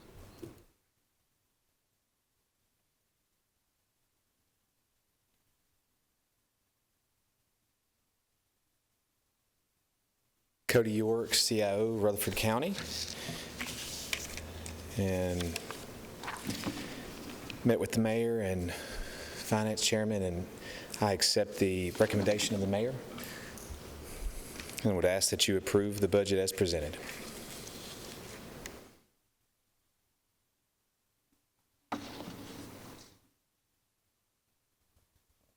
So it's a decrease from, this is a non-flyover year, or what's the story on this one, Cody? No, it's actually the LIDAR. We did LIDAR last year, so that's the decrease. That explains the decrease. You're recognized, sorry. So I have a question. LIDAR is the flyover, correct? No, LIDAR is a flyover. You have to fly over to get it, but there are other flyovers. The LIDAR is when we use lasers to get the precise measurements. We do that on a 5-year cycle. I guess my question is, let me get to my question. The assessor's office uses Eagle View as a flyover as a tool to assess property. What is the difference between their use of flyover and the use of flyover for whatever purpose by GIS? And why do we have 2 different departments seemingly performing the same function? Yes, good question. And I'm going to do my best to answer this. Mike is at home right now going to be beating the TV screen that I'm not going to do as good a job as he would do. So, but honestly, and so Chairman Harris is over there laughing at me. But it's a sincere question because I thought about it when I was going through the budget process. Being overwhelmed as the new mayor last year, I didn't think to ask the question. Now that I got my sea legs, I'm going, why are we doing what appears to be the same function, 2 different parts? There may be a plausible explanation. If there is, I'd like to hear it. Thank you. So it's my understanding that there's 2 different kinds of aerial photography. The property assessor uses one, and GIS uses the other. One is shot at an angle. So, imagine a plane flying and taking at an angle to get an understanding of like size and depth, and the other is shot straight down. So one's orthogonal and one's straight down. The property assessor uses one of those, and we use the other. If you ask me which one, I'd have to guess 50-50 on which one is which. I can't remember now, but that's the explanation, and they're different. So we purchased our flyover off of a national federal purchasing agreement. I think it's GSA. So that's how we procure ours, and we do fly every year. GSA being General Services Account, correct? That's Administration. correct. Administration. Thank you. Yes, sir. So I thought of the same question, and I'm still kind of puzzled. Why do we have both of them? And is there an opportunity, the follow-on is there an opportunity to combine them? I don't know. I'd be happy to pursue that. I would actually bet there isn't, because the technology is different. So when we think about this, you think, oh, we'll just take a picture, like you think a camera, take a picture, but these are very elaborate tools that are measuring within inches from very high altitudes. So I would, and the flight path would be very different to take an angled picture of one place and take a straight down picture of another. But that's something that I'd be happy to pursue. Okay, I get what the assessor's office probably does with theirs. They're looking for additions or changes and all that kind of stuff. What does the GIS do? Okay, what's the function, the critical function that it does? I mean, it's really cool technology. I've used a lot of the LiDAR and a lot of that stuff in a different context, but I'm trying to figure out, as a county, what do we use it for? And I'm sure there's a good explanation. I just don't know what it is. Yeah, so we use it for lots and lots of things. So the very detailed imagery allows planning and engineering to literally be able to say, hey, how far offset is this structure from a fence? When the developer put in the sewerage lines, how far do they meet all the codes? Basically, it's a way to take a look at a neighborhood and figure out where do we need to send our guy to do a on-the-ground measure and say, yep, this fence is too close, we got a problem. There's also public safety. So when responding, so our maps, GIS's maps are underlaid onto all the other departments that use the GIS data. So public safety, for example, when it's responding to a fire, particularly in the county, if you're on a property that's 5 to 10 or 20 acres, just the address isn't enough. Because you show up at an address and it may be a farm of 120 acres. Is the fire at the barn? Is the fire at the house? Where is the barn? Where is the house? So having the imagery allows the first responders, the policemen, the firemen, to be able to know exactly where to go. Hey, we're going there, and they can see it on a map as they drive to there. That's where we're going. Maybe even not going to the right address, maybe going to a property behind it. Like my house, if you were responding to a part of my property, you might actually go to Overall Creek instead of going to my actual address, because you would be closer to where I was if you did that. And there's other examples, and I can keep giving examples if you want to, but it looks like you got another question. Well, I'm still trying to understand the fundamental difference in the fundamental purpose for GIS versus, and I don't know if Rob's still here, but I mean the fundamental purpose for the assessor. How are they, different ultimately? I'm just, maybe there's an explanation. So far, I'm not really hearing, other than really cool things you can do with the technology. It's not real time, as I understand it, but maybe you can correct me on that. And, I mean, so what's the difference? Why are we spending GIS, and why are we spending the other? I'm still trying to understand that, sorry. Yeah, so it's not real time. You're correct. It's not real time. We fly every year in January, typically leaf off setting, so make sure that we can see as much of the ground and structures as possible. Regrettably, I know how GIS uses it. I don't know how the property assessor uses it, so I'm sorry. I can't really answer, can't speak for him. It's terribly unfair, I'm sorry. Maybe it would be more fair to have Rob and the GIS gentleman, I assume it's a gentleman, come. Mike Curtis. Mike Curtis, come over the next couple meetings and explain what the difference is at the very least. I mean, I think we could probably move forward, and then if we need to make an adjustment, we can as we move forward with this process, but I'm still trying to get the difference. I understand the technology is different. I understand all that. I understand that every couple of years, it sounds like, or whatever, you get a picture. It sounds like it's out of date, probably in about a year and a half.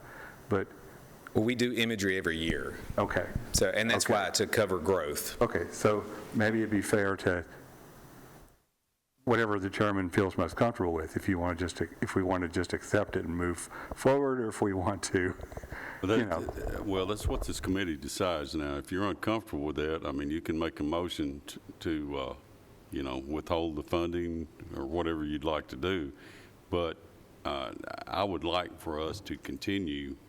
Like I said, we've got a full agenda. We're going to be here quite a bit longer tonight. I apologize, Mr. Oh, okay, I'll accept that for now. But a couple of hours from now, I may not be as receptive. But I would suggest, and I know Mike and, of course, Rob was here, we can find out specifically those questions, and I'll make sure you get those answers. And if they're not to your satisfaction at that time, we do have some days set up for review of each individual budget. So any of you will have the opportunity in the future up to the 26th, 29th? What's the June cutoff 24th date? is when we vote. The full commission votes on the 24th of June. 24th this year. Okay, so up to the 24th and even continuing on the 24th, we could make a change. And I promise you, this will be the last time I appear before this committee without Mike in the audience. So that's on me for telling him he didn't have to come tonight. That's on me. Any other questions for Cody? While I've got him here, I want to personally thank him for every time I pick up the phone and need some help with a problem that I've got with our information systems. He's always been Johnny on the spot and got the answer if he didn't know it and corrected the problem for me, which was always my fault. But anyway, thank you for your help. Anyone else from the committee? Any questions? Seeing none, we're going to accept the mayor's proposal for the Geographic Information System. Thank you, Cody, and move to our next item, which is information technology. Yes, sir. I again concur with the mayor's recommendations and request that you approve the budget as submitted.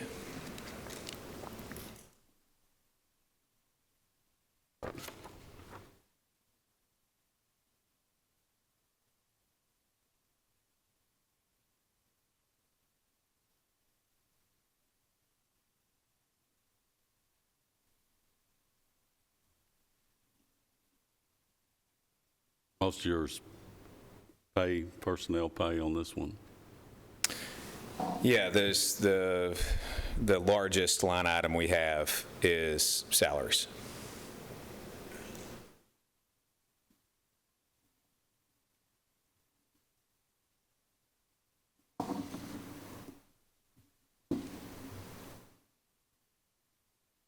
Noticed the big decrease in data processing equipment, so we bought some large equipment last year.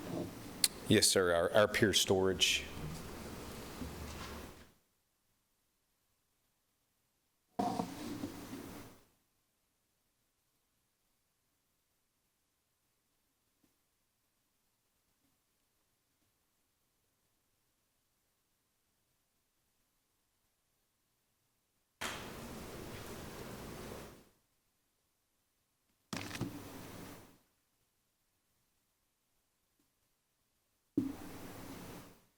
Cody, have we added personnel in your department?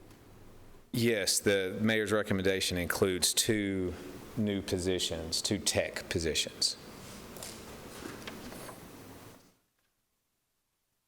And that's to accommodate for the additional buildings and staff that we brought on board. There's also a reduction in part-time that some of that techs are going to pick up. Yes, there's a reduction in part-time as anticipated that full-time will take some of the work that the part-time was doing.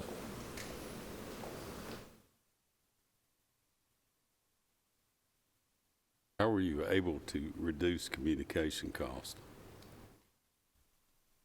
We changed vendors. We moved away from AT&T, and the county was dramatically overpaying, so we were able to find quite a bit of savings there. We actually more than doubled our internet capacity at each location and cut the cost by 40%.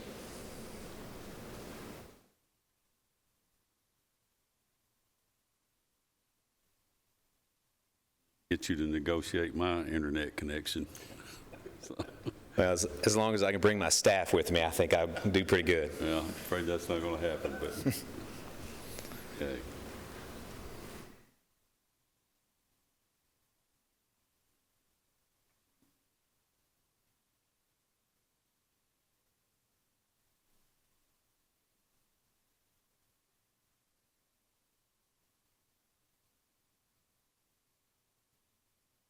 Guys, any questions from the committee? Need a few more minutes, or are we good? Okay.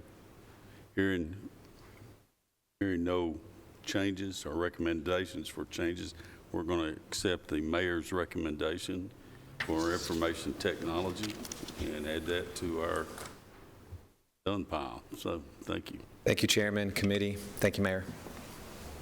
All right. Next up is pet adoption and welfare services.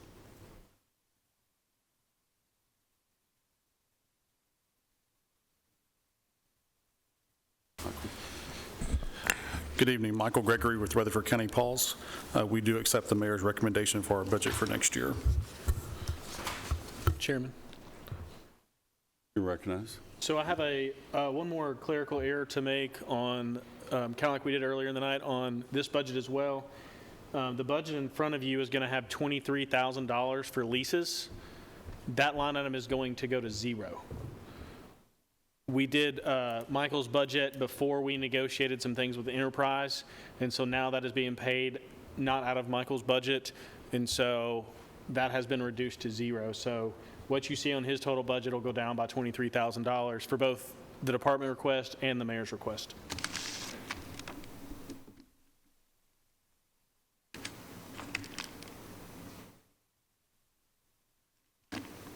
Michael, how are you doing on employees now? About the same as we were. We were able to fill the second vet position, which has been something that's been going on for around 5, 6, 7 years, I guess. That person is supposed to start on July the 1st, so that's very helpful. Our biggest concern still remains our officers. We currently have 13 budgeted officer positions. I currently have 7 of those fully trained, 1 in training, and this budget does call for the elimination of 2 of those positions and reclassifying 1 position to an admin role. The staffing that we're experiencing is not that any other shelter or animal control is not experiencing as well. It's very difficult to get folks to work in those fields. Understood.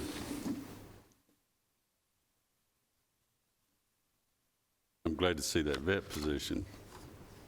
Yes, sir. We're excited at what that's going to do with our surgery numbers. Obviously, as our surgery numbers go up, intakes to the shelters go down. It's money well spent. Excuse me. What's the starting rate for an officer? An officer right now starts at $39,700. Is it what do you see as the barrier? Is it the pay or? Well, the pay part is helps to be addressed in this by lifting the pay table and those type things. A lot of the concern that folks have expressed are the pay, scheduling. I mean, you're talking of folks that are being on call at least once a week. I mean, basically, you have to look at us as we're law enforcement. So we have somebody that's there 365 days a year. But also, one of the bigger concerns is employee safety. And that's something that we do address within this budget. To start with that, you'll see in line 709 data processing, you can see that was $0 for the current budget year, and it goes to $65,000 for next year. That's to put body-worn cameras on our officers just for their protection. We had an incident just this past Saturday to one of the officers was threatened with a rifle, and the gentleman did go in the house and get the rifle. When you look at all the employee stuff and the staffing concerns, that's part of it too, is from a safety standpoint. And you see that all, with any law enforcement position at this time. Thank you for that explanation. That was my question coming up, but. Yes, sir. It's something that we've tried to do without, but it's becoming more and more that we've got to go that route.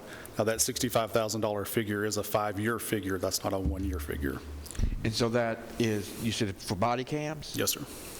Are the officers armed? No, sir.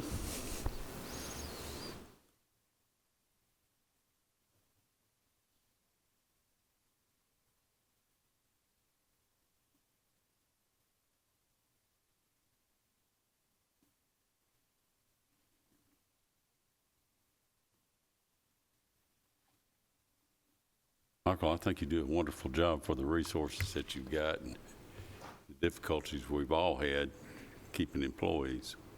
Yes, sir. Y'all have been very receptive to anything that I brought to you all, and I greatly appreciate that. That's helped us to be where we are now, so thank you. I think Chairman Gooch's question was alluding to, is this something we need to look at on our pay scale again? Well, I think I'm going to ask some more questions and maybe try to address something before the process is up. There are a lot of things within this budget that do address. Sonia and I have met on several times. The mayor and I have met. We started meeting back in August, as soon as the current budget cycle was finished, to do some things with our employees. He's been very receptive and very helpful to us to do some minor things to try to help with employee morale, to help with longevity, turnover rate, those type things. And I think we've gotten better in a lot of areas of our department, but the officers are where we struggle the most. But it's been a full effort across the board. Everyone has been very supportive to try to help us through that. Okay. Any other questions for the director? Hearing none, we're going to accept the mayor's recommendation and add that to our completed column. Thank you, Michael. Thank you all. Have a good night. Okay, next up is Solid Waste Sanitation Fund.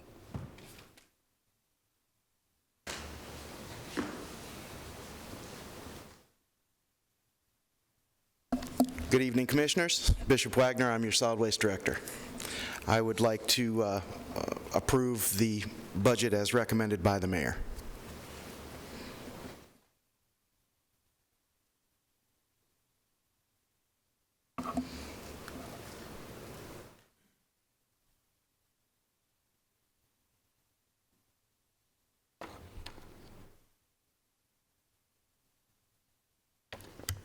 And I haven't seen it yet, but I've got a couple quick questions for you. Have you got money specifically in there for updating the existing convenience centers scattered throughout the county? I have some upkeep money in there. There's nothing that's earmarked specifically for something similar to what we've done with the last 3 convenience centers. Specifically, how about Haley Road? That money is allocated in this year's budget. So Is that also on the electrical problems that you're having there? Yes, I have And money that's- for both the electric and the building stuff that was discussed earlier.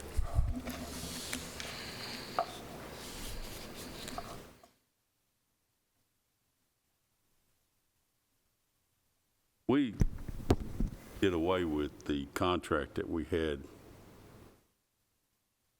my understanding. How's that working out? It's working out excellent, if I may say. We're on pace. I think originally when I brought it before the commission as a recommendation to proceed, I'd anticipated we'd be 3 to 4 years before we would be in a position where we'd be able to talk about fully closing the Class 3 landfill. With approval of this budget, we will have the funds in place to be able to have it closed before the end of the next fiscal year. And what does that mean when you're physically closed? We will have cover material, a total of 30 inches of cover material over all of the waste that's covered. The waste that's existing will be balanced and in its proper location according to permit, and TDEC will have relinquished us from our responsibility to hold an operational permit. We'll still have, TDEC will come out to do inspections to make sure, like they similarly that they do to the Class 1 landfill, but it will dramatically reduce our year-to-year cost for maintenance of the landfill. Will that reduce any of the funding that we have to hold in place? Eventually, yes, it will. It will. It'll change us from an operational fund. We have to keep it's an in lieu of bond, so we're not really out any money every year, but over time those funds do decrease with post-closure. Thank you.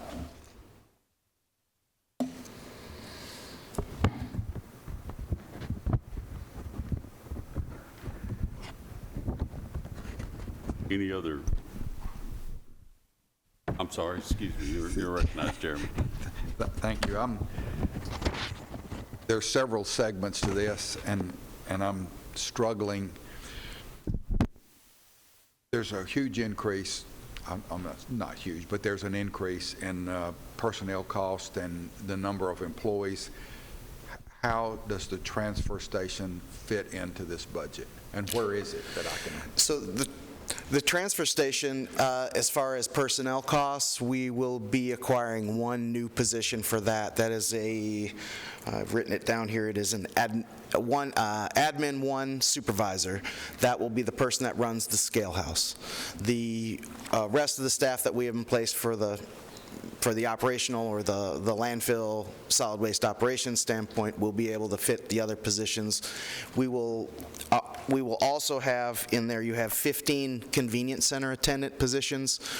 What we've had is I've been operating at about 40% to between 42% of our budgeted positions for the part-time position for a convenience center attendant.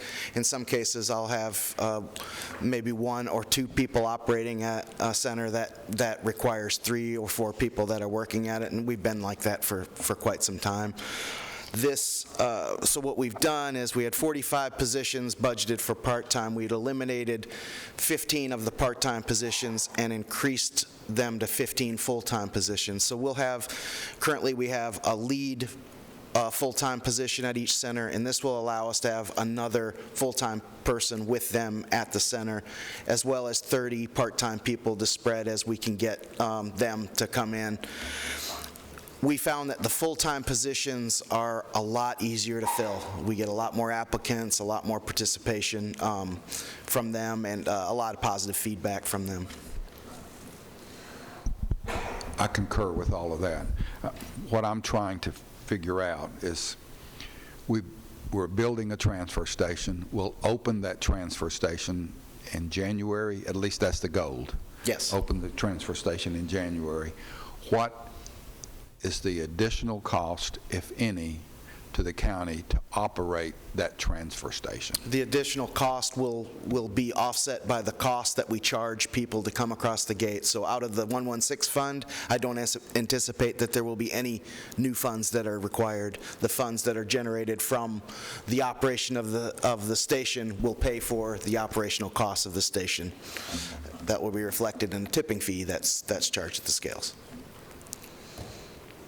Is that shown in here somewhere where I can say that's where it's going? That's the expense? It is not. Okay. when that transfer station opens, it's going to require a budget amendment to this fund. Once the contract rates are in place that was bid earlier, I think the mayor's intent was there'll be an offsetting revenue and an expense added at the time of the transfer station opening. But also at that time, we're going to have to explore opening an enterprise fund. And so when I was constructing this budget, we weren't sure exactly. I mean, that's the anticipation date is January, but I'll have to reach out to the state comptroller's office and see if they wish us to open an enterprise type fund, a brand new fund to operate that out of. And so I'm still having discussions with them. And so you will either see an amendment to this fund or a new fund open at that time. So this time next year, we'll be looking at something, we'll be looking at different line items than we are right now. Could be, yes. And just one correction, we're not talking January of next year, we're talking more like the 1st of April for opening, but I just want to be very clear. So we've always had an anticipated opening date of March or April of next year. But you do have some estimated revenues, is that correct? Yes. I think that's where the chairman was headed, is trying to figure out, a cost there. If we've got estimated revenues that are built in to our thought process, I think that would answer some of his questions. We absolutely do. As a matter of fact, that was a big part of the justification. Remember, this county generates 460,000 tons of solid waste every year. 20% of that leaves the county and goes somewhere else because of the tipping fee at Republic, which currently is in excess of $150 a ton. Our business model allows us to do something substantially less to offset the price eventually of receiving trash from the community centers and from the city of Murfreesboro.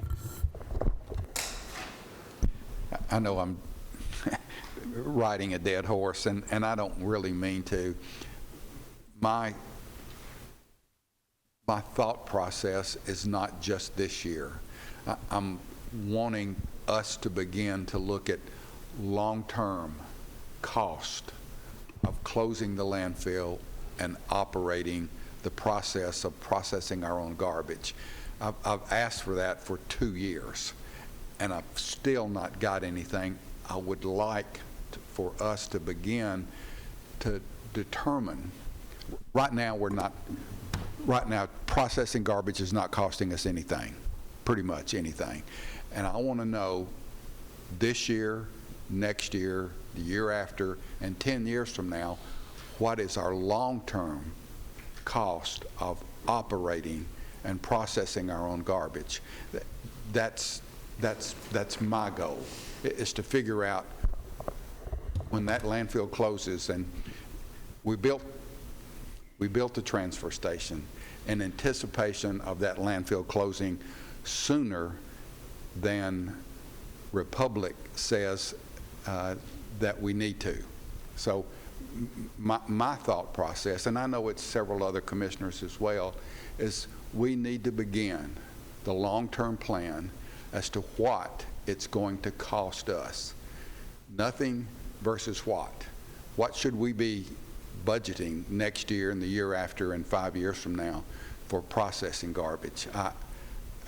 That's the reason I'm asking these questions. I know the transfer station is our first step, but when do we get in step 2 or phase 2, and what is that, and what's the cost of those things? And I'm not the only one that's wanting to know those kind of things, because it's going to be a huge budget item, and I'm just trying my best to figure out how we begin to prepare to pay for us and handling garbage in the future. So I don't, once again, mean to ride a dead horse, but the transfer station is phase 1, and I want to know where we're going with phase 2 and phase 3, and where we'll be 5 and 10 years from now. So, Mr. Chairman, if I could just add, so Bishop and I do have that plan, and I'll be glad to sit down with this committee, any other committee, or the full commission, and just go through that plan. As you rightfully said, the first step is the transfer station. Once the transfer station opens, we will allow independents in Rutherford County, which there are a number of them, that remove tens of thousands, if not hundreds of thousands of waste every every year, tons of waste every year. It's our anticipation that they're going to come to that facility because it's more cost efficient in their business model. And these are independent contractors. While that is taking place, and for as long as Republic Middle Point is open, we will continue as a county to continue to take our trash there because there's no tipping fee. It would be crazy for us not to continue to do that. So while we're open to the independents offsetting the trash that's leaving the county, that's generated in the county, or that can be, can move for our transportation, that is a cost-effective for those independents. Once the landfill then closes, one of the things that we're going to have to address, and Bishop and I have just started this conversation, which we will bring to Public Works, is we're going to need, once Middle Point closes, the distribution model for our trash is going to be stressed. In other words, we do not have enough convenience centers. We have 14 or 15 convenience centers currently. We are lacking in convenience centers on the west side of the county. So I can see in 2 or 3 years that's being part of that step 2, step 3 process, Chairman, where we've got to establish more convenience centers, because once Republic closes, that trash is going to go to the convenience centers, and our current convenience center model is working pretty much at capacity. Is that not right, Bishop? That's correct. In some cases, a little beyond. So we are thinking about these things, and my apologies, Chairman, that I haven't been more vocal in bringing this to you, but we absolutely are think about this stuff on a daily basis. I realize we've got a lot of significant items coming up this summer, but I would like for this fall, through Public Works, for that plan to begin to unfold so that we can think about it long term. Is that doable? Well, first thing, I'd want to correct you on one thing. This isn't a dead horse. This horse is very much alive. And as Mayor stated, we're working on this. Think of it as a living document. As we get closer to this step of the transfer station, getting the pieces in place for the construction of the transfer station, that's first. The first section of operations, while we're still able to take waste up to Middle Point Landfill, I think Mr. Clausen was in here last month and had a presentation where he talked about 25% reduction in waste. Well, that 25% reduction in waste that he was sending to the landfill are those small markets that we will anticipate capturing in an operation that moves around 1.2 tons a year. That works out to be 250,000 tons, which approaches us right at a good, healthy trot for our ability to function. Of course, as with any business model, Commissioner, or Chairman, I'm sure you can appreciate, we don't want to spill all the numbers before we've got the lights turned on to the facility, because there are competitors out there that may want to jump on those numbers ahead of time. But I would welcome you to come in and have a conversation with the mayor and I about what that vision looks like, at least in broad strokes. I will tell you that if my responsibility with the budgets over the last couple of years that I've had here in this position is any indication, I wish to assure you that I have the county's best interest and the potential financial, fiscal sustainability and feasibility of this department for years to come with this model. Chairman Harris, you're recognized. Help me out here. So the transfer station, I assume you're saying that you're going to generate revenue to pay for its operation?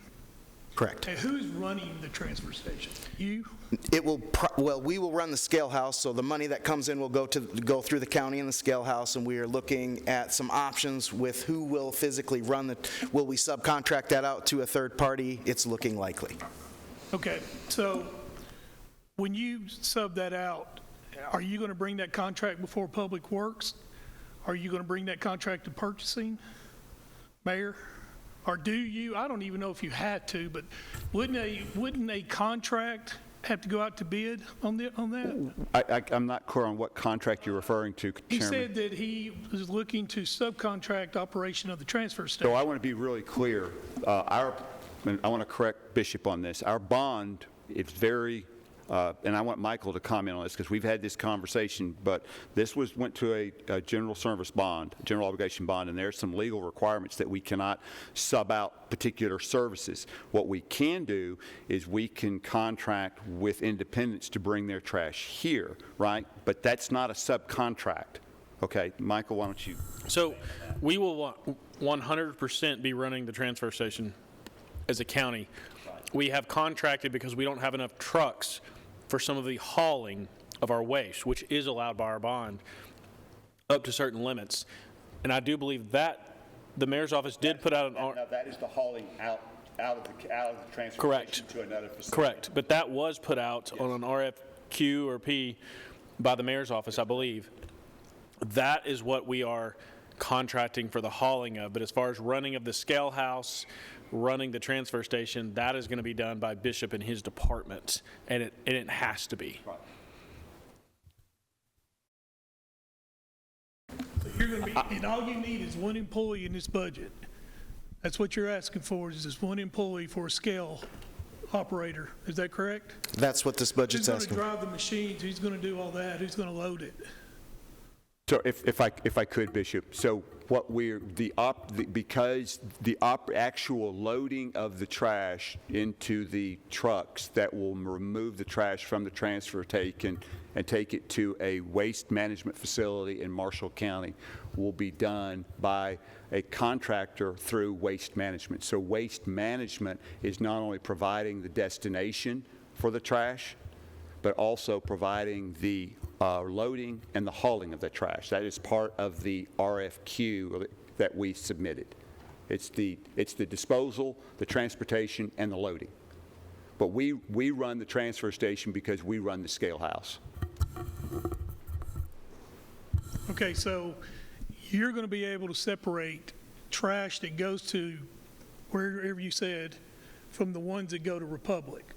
And the reason I'm saying that is because that's a lawsuit.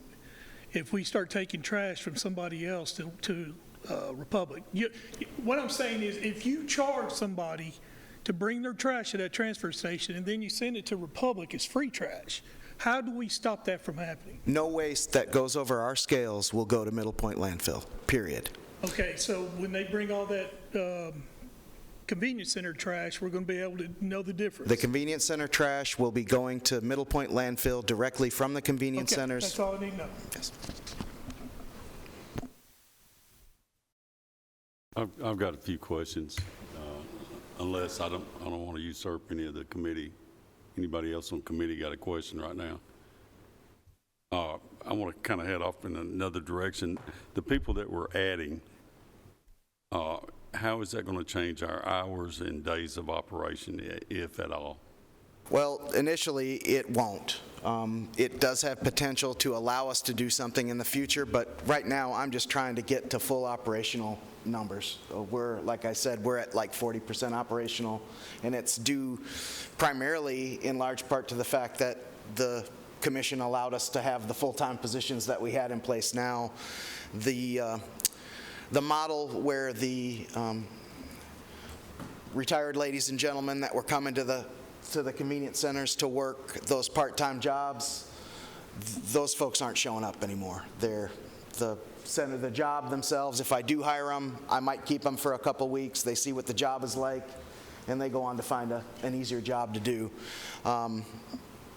We're trying to attract folks that are interested in working for the county for a little bit longer. In order to do that, we're going to have to offer them a little bit more in terms of benefits and the ability to be full-time county employees. So you're adding, how many people? Was it 21? 15 people. 15, sorry. I think that 21 was a total from several of them. And we're eliminating a number of open part-time positions that we're just having too much difficulty filling. So we're eliminating a number of part-time positions and then moving to full-time, hopefully to get his staffing numbers back up. And that's the biggest obstacle Mr. Chairman, to expanding the hours. We know we need to do that.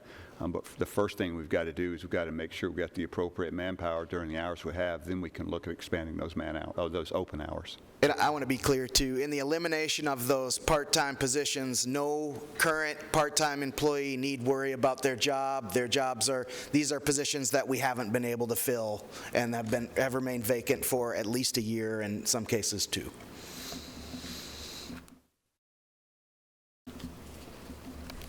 Okay, anybody else from the committee?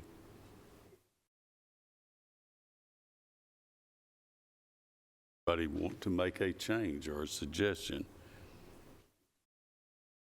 Hearing none, we're going to accept the mayor's recommendation for the solid waste and sanitation fund.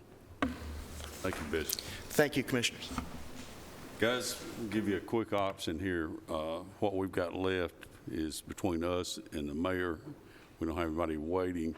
If you want a 5-minute break, or we can go ahead and finish. I see nods for a 5-minute break, so we're going to suspend this meeting for 5 minutes. So this, I'll talk about the expenditure side first. So this does include our bond and debt payments. Of course, those are fixed. Those are what they are. This does include that. The one difference, really, that's a little new this year is if you'll look under General Government 82310, there's a $2.7 million line item. We're working out some timing issues with Enterprise. If you remember, we took a little over about a $2.5 million budget amendment last month to try to get Enterprise paid off. There's some timing issues with trying to get them paid off, that many vehicles at one time. So we anticipate some of that having to be spent into next year's budget.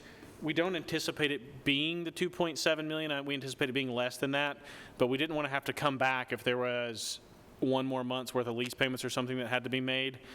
So we anticipate it being a little less than that. And then, Commissioner Irvin, you asked earlier about adequate facilities tax. And so on the revenue for this fund, I've reduced that estimate to $750,000 with anticipation of timing of collections dropping off. We'll revise that back up if those collections don't come down, but we wanted to be conservative on that estimate. And so I'll talk also overall about this fund. It shows a little over a $1.1 million deficit. I do not believe we will end there. I do believe we will end in the positive as well. We also try to be conservative on this fund, on our investment income as well. So all of our bond money right now, the interest from that bond money goes into this fund. And so I'm never sure how fast the school system, for example, is going to spend down their bond, spend down their construction funds. And since that interest accumulates in this fund, we try to be conservative again there. So that is the debt service fund. Mr. Chairman. You recognize? Thanks. So I'm trying to understand I'm not sure if the governor signed it or not, but is there, and there was something going on in steering, and I wasn't quite sure what happened there. Maybe y'all could clarify. Is the plan to, as soon as the governor signs it, to bring it in front of the commission, or is there another plan? The adequate facilities tax bill implementation. I don't know that that's been decided as far as when the commission would approve that, or if they would approve that. I assume that that will be put on our agenda by either the mayor or the chairman, Chairman Phillips. So he might be the one to answer that question. Would you like to address that, Chairman? Can I add one thing to that? I think my understanding of this law, and somebody can correct me if I'm wrong, was that regardless if we adopted that additional money, they still changed it where we collected it at CO regardless of what the commission does. Was that your understanding as well? Well, that's up for debate about the exact interpretation, and I can tell you that I've talked to Nick and Eric and others, and so that is literally what the law actually does. When does it do it, and to what extent does this commission have any latitude? I do not have a definitive answer, Mr. Chairman. I just don't. And so obviously, I'm relying on our attorneys to help us guide us with the appropriate recommendation based on their understanding of the law. But the law is somewhat vague in some regards as to if the county commission does not pass a resolution, what happens? What is the position of the county? If it can the county pass a resolution implementing only part of it, what can we do that? So these are some of the questions that have to be answered, and I haven't gotten a solid answer on that yet, Commissioner Irvin. If that helps. So the answer is I don't know. Yeah, I'm just trying to understand the process. I mean, there was a great push for additional revenue. I get that, and I'm trying to get a sense. There is now a law headed to the governor's office that would provide some additional revenue, and I'm just trying to understand kind of how that process is anticipated to work at the county commission level. Whether or not it's, I mean, if we do nothing, does it stay the same and be nice to have maybe the county attorney come in, because it has a direct bearing on the upcoming budget, in my view. I mean, 750, I mean, I think we budgeted more than that for it this past year, but we budgeted $2.4 million this past year. Right, and so as a conservative estimate, I just lowered it to 750, and if that changed, I would rather us revise the budget up than I would down. Okay, so I'm trying just to understand how the kind of the mechanics are going to work, and then kind of what the thought process is, so that we can take a look, figure it out in terms of this coming budget. I mean, I heard about some stuff. I watch a lot of the meetings, and I didn't quite understand what was going on in steering, and I'd love to hear a clarification of what transpired. I'll be glad to try to answer that if I can. Yeah, I'd love for that. Yeah. Sure. 1.5 has to go to, first of all, it's not a law until it gets signed by the governor, so we're a little bit ahead of that. I assume we're going to do the same thing that we did when we raised it from an impact fee to $1 per square foot. But the problem that we have is that now we used to get half the money up front. Now it's all back-end loaded. So they will be able to defer their money all the way to the back end. So that revenue that would normally come in, half of it, will not be on this year's budget as revenue. Because that money, but it will be at the end. So it's really complicated. Let me try to explain to you the best way I can. Average size of a house being built in Rutherford County is 2,400 square feet. All right? That generally takes around anywhere between 3 to 4 months to build. So we would get that money, some of it then, but then you'd have a 5,000 square foot house take a year. So you're not going to get any of that money for a year. So the back end is a really big problem on it. It's going to hurt us revenue-wise, but that money's not going anywhere. We're not losing anything. We're actually gaining revenue. But it's just all on the back end instead of half on the front, half on the back. Sorry. So we're in May, and we adopt it. Let's say the governor signs it in the next couple of days. We adopt it. Then it has a pretty significant impact in the coming year budget because, like you, I believe that's what numbers I've heard too, 3 or 4 months for an average size house, 3 or 4 months maybe for an average size. A little bit larger, might go out 5, 6. If you have a truly larger home, it might go out a year. Okay, but there's not that many of those that are going to be out a year from what I'm hearing. And so, so there's seems to be a greater than 750, conservatively speaking, impact on the budget. And I'm trying to get a sense for what that number might be, and I'm trying to understand the ambiguities that you are describing, okay? But it doesn't seem like, it seems like we're lowballing essentially, and I don't mean that in a bad way. I just mean I'm trying to get a better understanding of if the permit to CO, basically, time period is that's a lot of revenue and not much loss, really. I mean, if you're truly looking in terms of next year's budget, what am I missing there is what I'm trying to figure out. And why, because I'm not that I'm not that crystal clear on why we're only budgeting 750 for something that could add millions of dollars. Okay, and if it doesn't, I'd be open to seeing an analysis that says it doesn't. That's or whatever it shows, what their actual numbers are. I'd like to address that for a moment, then I'm going to ask Michael to speak to this too. One thing, when we look for a finance director, we look for someone that would budget conservatively. And when I say that, when we see this budget, and you see this budget we're working on, when we get through with it, I want to have the feeling, and I want to know that these numbers in here will be correct as humanly possible. No, they're not all going to be correct. But the estimates for revenue, as a rule, will be lower than what we will actually get, I hope. Now, like I said, that's part of the way we have governed in the past, is we have looked at our budgets, revenues conservatively. We went up and said, well, we raised it by 50 cents a square foot, and we made $2 million this year. Let's add another $1 million because we've added that. Well, that doesn't work that way. I mean, there's a big hole there. Now, what is the difference between last year and what you're asking for now, Michael? What, about $1.5 million, somewhere in that neighborhood?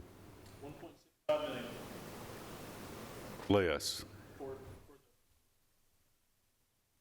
And that's to safeguard us. When we're budgeting what revenues we have to work with, we want to ensure that we'll at least have that much. When we're hoping for much more, and I'm anticipating that we will get more, but I would rather err on the side where we're not over budgeted.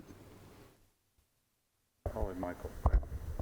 So I'll say this, for that estimate, I think I was trying to be extra conservative because we just don't know, right? I mean, the commission hasn't voted on something, we haven't gotten an official attorney's opinion. We don't know how much that timing difference, is that timing difference only going to affect us for 6 months, or is it going to affect us for 9 or 10 months? And so looking at that, you know, it's kind of arbitrary when I had to pick a number. What's not arbitrary is the expenses in there. Obviously, those bond payments are to the penny.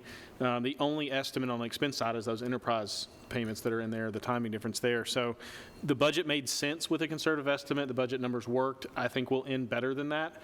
And so to me, going into looking at the long-term plan, when I'm looking at 5 to 10 years out, you know, with the schools coming for requests for middle school, high school, anything we get extra is going to be a cherry on the top, because we're going to do well more than that $1.6 million to build a middle, you know, to go borrow for a middle or high school. So I would hope to use this year, knowing the budget's going to work, to see how this law shapes out. Then I would have a really accurate estimate for next year when we have to increase the capacity in that fund if the schools come and, you know, borrow for a middle school, and that's what the commission wishes to do. But I think that 750 is probably a little low, but I would rather err on that side, you know, than I would the other side and budget $2 million and I have to revise back down. But, you know, if y'all want me to change the estimate, you know, we can change it. That was just what I felt comfortable with building the budget, and the budget made sense that way. And I think we'll make up that difference throughout the year based on some other revenues coming in, especially through investment income in that fund. Yeah, so I share the conservative principles, and I'd rather be a little under. I just hear the 750 number, and you start adding square footage and all that kind of thing. Now, it's true that housing is down. I mean, the economy is down probably a bit. So I'm just trying to get the underlying assumptions that how the number 750 came up with, was come up with. And I understand the conservative principles, and there is a bit of a shot in the dark aspect to it. So, but I'm trying to understand the underlying principles and the timing and things along those lines. And that's all I'm trying to do. I'm just trying to understand. 750 sounds low. And if it's, you know, conservative principles, go for it. But I'm just, because I agree. I'm not sure I propose an increase at this point, but I'm trying to understand. That's all I'm trying to do.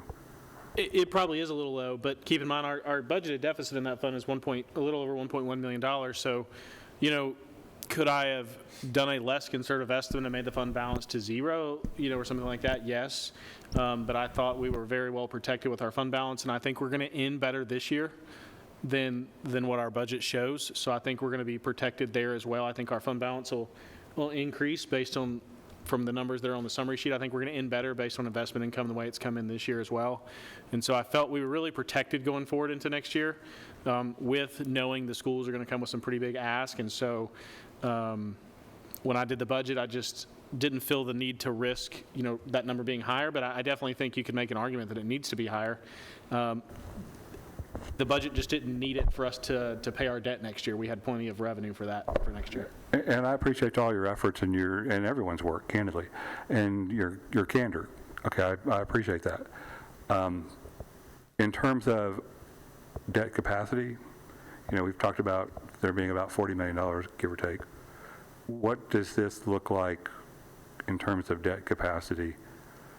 And we can use the 750 number, and then we can use other what else has been modeled is what I'm trying to figure out. So when we looked at, I wasn't necessarily looking at just next year. I was looking at kind of our 10-year plan, and about half of our debt is going to roll off in about 10 years. We'll have a bond that rolls off next year. We make our last payment on that next year, and we have pretty level debt service. But kind of what I was also looking at and kind of planning for was the school request for the next 2 or 3 years, which is the middle and high school. And so we've kind of laid that groundwork with the pennies to potentially move some pennies around again next year and the year after. The goal is always not to have to raise taxes and to be able to build the things we need for the growth of the county. So I do think the capacity is there for the high school addition, which is the 30 or 40 million we're talking about.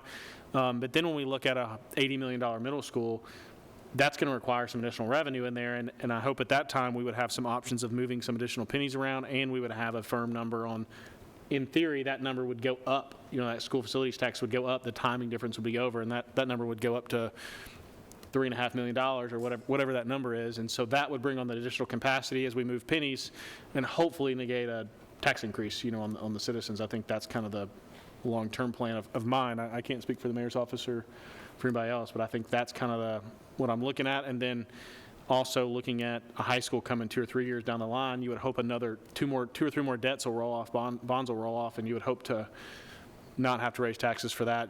The high school would take the place of those bond payments rolling off from those bond issuances. And I appreciate all your efforts. I really do. Thank you, Michael. Okay, guys, you've had a look at the debt service fund. And are there any other questions for Michael on this fund? If not, I would entertain a motion to accept the debt service fund. I've got one thing to add, if that's okay. Please. And I forgot to add this, and I think this is important. The reason I was even more conservative on that school facilities tax estimate actually was not for the debt service fund. It's because that is split 50-50 between debt service and the school's 177 fund. And while it's very important, we have some capacity in this fund if that revenue were to fall short. I did not want the schools to commit to projects and sign contracts and that revenue to fall short, and they start a project and we have to stopgap the funding from either our general fund or the school's general fund. And so we did not want them to approve projects and that revenue not come in.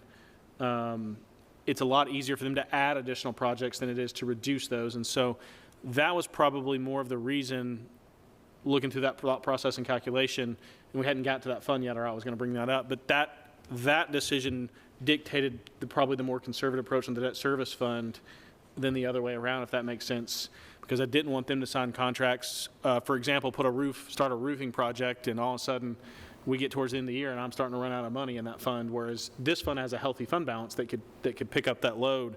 That 177, it's really an in and out. The money goes in, they do the projects over the course of a year or two, and it's out. So I just think that's important to add as we think about that.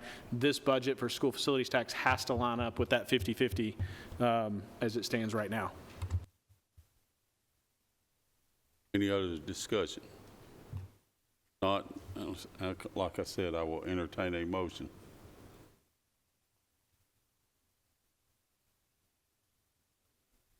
I have a motion to approve the debt service fund as submitted. I hear a second. Second. Second. Any discussion? Call roll, Mark. Commissioner Gooch? Yes. Mr. Harris? Yes. Mr. Irvin? Yes. Mr. Johnson? Yes. Mr. Piercy? Yes. Mr. Shrino? Yes. Commissioner P? Yes. Okay, motion carries. Well, Next. parliamentary question. This can later be amended, correct? Even though there's, It can be, yes.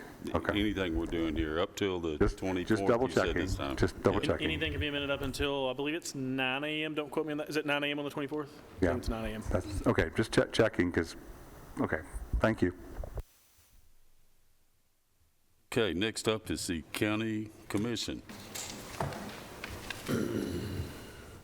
Michael, do you want to cover this for us, or you can see, are there any extra meetings stuck in here?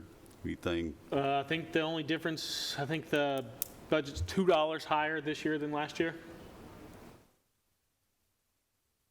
So we estimate, of course, there's always changes. If there needs to be a special call, we'll have to, I budgeted a few extra meetings. So if we ever, had extra special called meetings, I think last year we had to amend because of the election year. We had 2 commission meetings in September. But this year it's the same as last year. Like I said, Dollar increase. $2 difference. And that's a rounding. I think we can't put decimals in, and so I believe last year I had a decimal, and I think we fixed all the rounding issues this year. Well, we do not need a motion on this. This is part of the mayor's recommendation. Any comments, or does anybody would like to change this? If not, we're going to accept the mayor's recommendation over the county commission budget and move. You have a conflict? No, I have a comment. Okay, please. Since there's 21 of us commissioners and we're all just biting the bit to just keep doing what we're doing for the minimum amount of pay and, no raise, not even ask for a raise, I think it would really be a big part for the mayor if he would just not take a raise either like us. Can you recognize the mayor on that, Mr. Chairman? I can, but I will say one thing is these officers, their pay is mandated by the state, if I'm not mistaken, but go ahead, Mayor. But he don't have to take it. Statutorily, your constitutional officers are required to take it, Mr. Commissioner. But I do want to say, I do believe that we should, and I asked Michael about this during our budget process.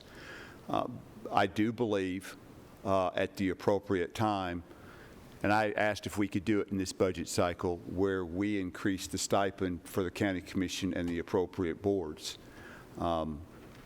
And it was my understanding, and Michael, correct me, that can only be done at periodic intervals, and we're not at that statutory time. Is that correct? That's correct.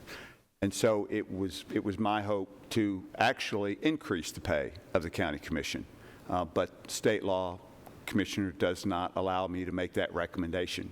But that was part of my initial proposal, and you can thank Mr. Smith for shooting that down. Well, to be clear on that, we can vote for an increase in pay anytime, but it doesn't go in effect until the next term.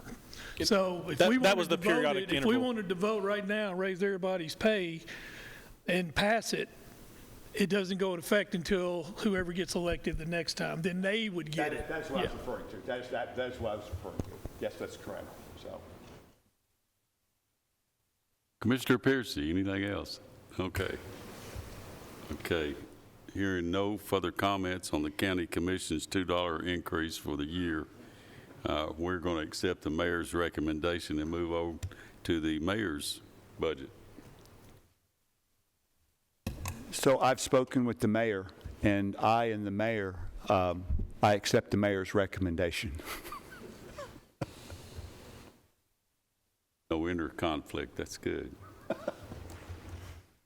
Well, Chairman, I think everybody's tired and they're wanting to go home, so. You also have a decrease for the budget, if I'm reading it correctly.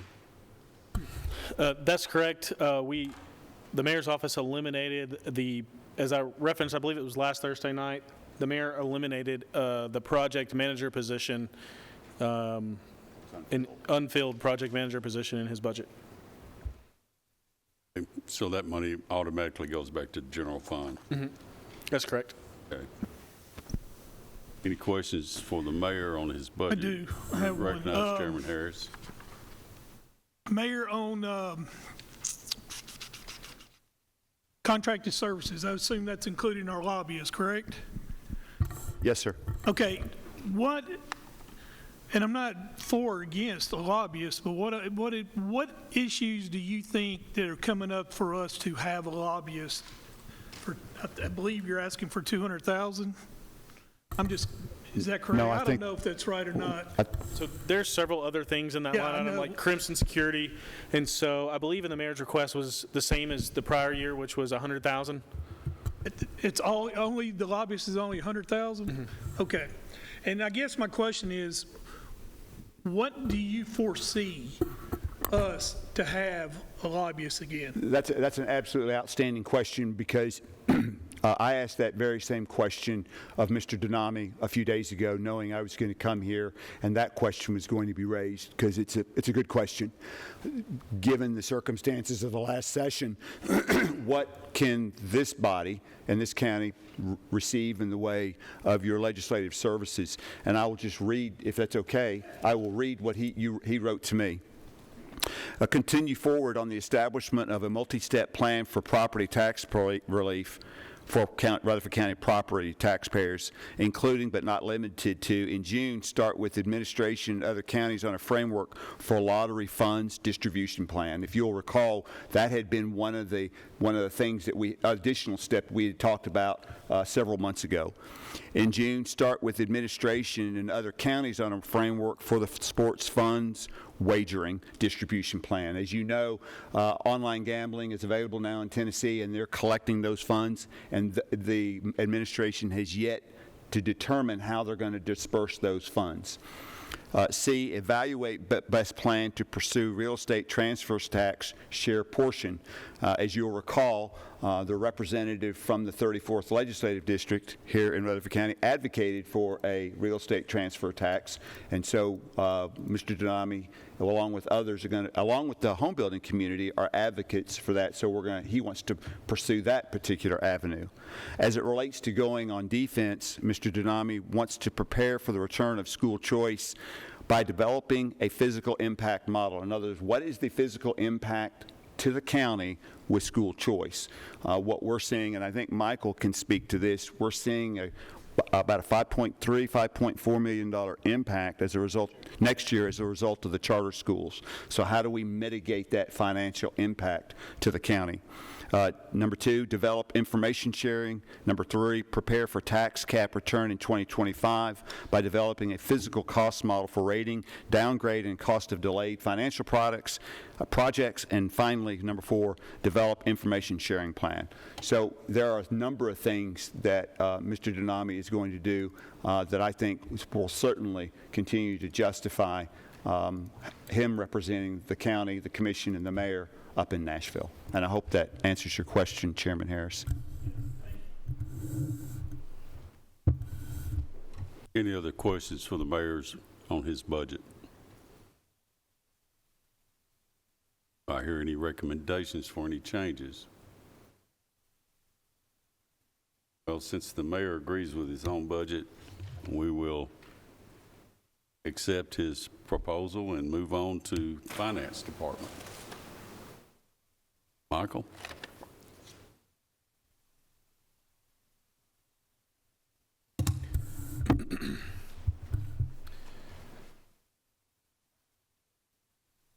So the largest increase for my request this year is due to two things. One is, if y'all remember, we brought Alyssa Phillips over as she's training with Reba, and so this includes Reba and Alyssa as they transition out next budget year, as Reba transitions out, and then Alyssa takes over. And then this also includes one new position, a grants coordinator position, and so we would hope, we've had a lot of new grants over the last year to 2 years, And so the hope would be to try to train a grants coordinator, hire them sometime next year. And then the other increase would be salary supplements. As we've hired some new staff, as some staff has retired out, we have some people getting some additional certifications. And so right now we currently give a stipend for certifications for the CGFM, and so we'd like to extend that stipend to the CPA and to the CCFO certification presented by the Comptroller's Office. So that's what that increase is. And then you'll also notice our bank charges went up quite a bit, and so we're in the process of trying to switch payroll account banks for payroll. But as of right now, that's not a quick change process, and so we're trying to change that as quickly as possible. But right now we are being charged some pretty high fees there, and so we'll actually have to amend that budget at the end of this year. But those are the changes in the finance department's budget.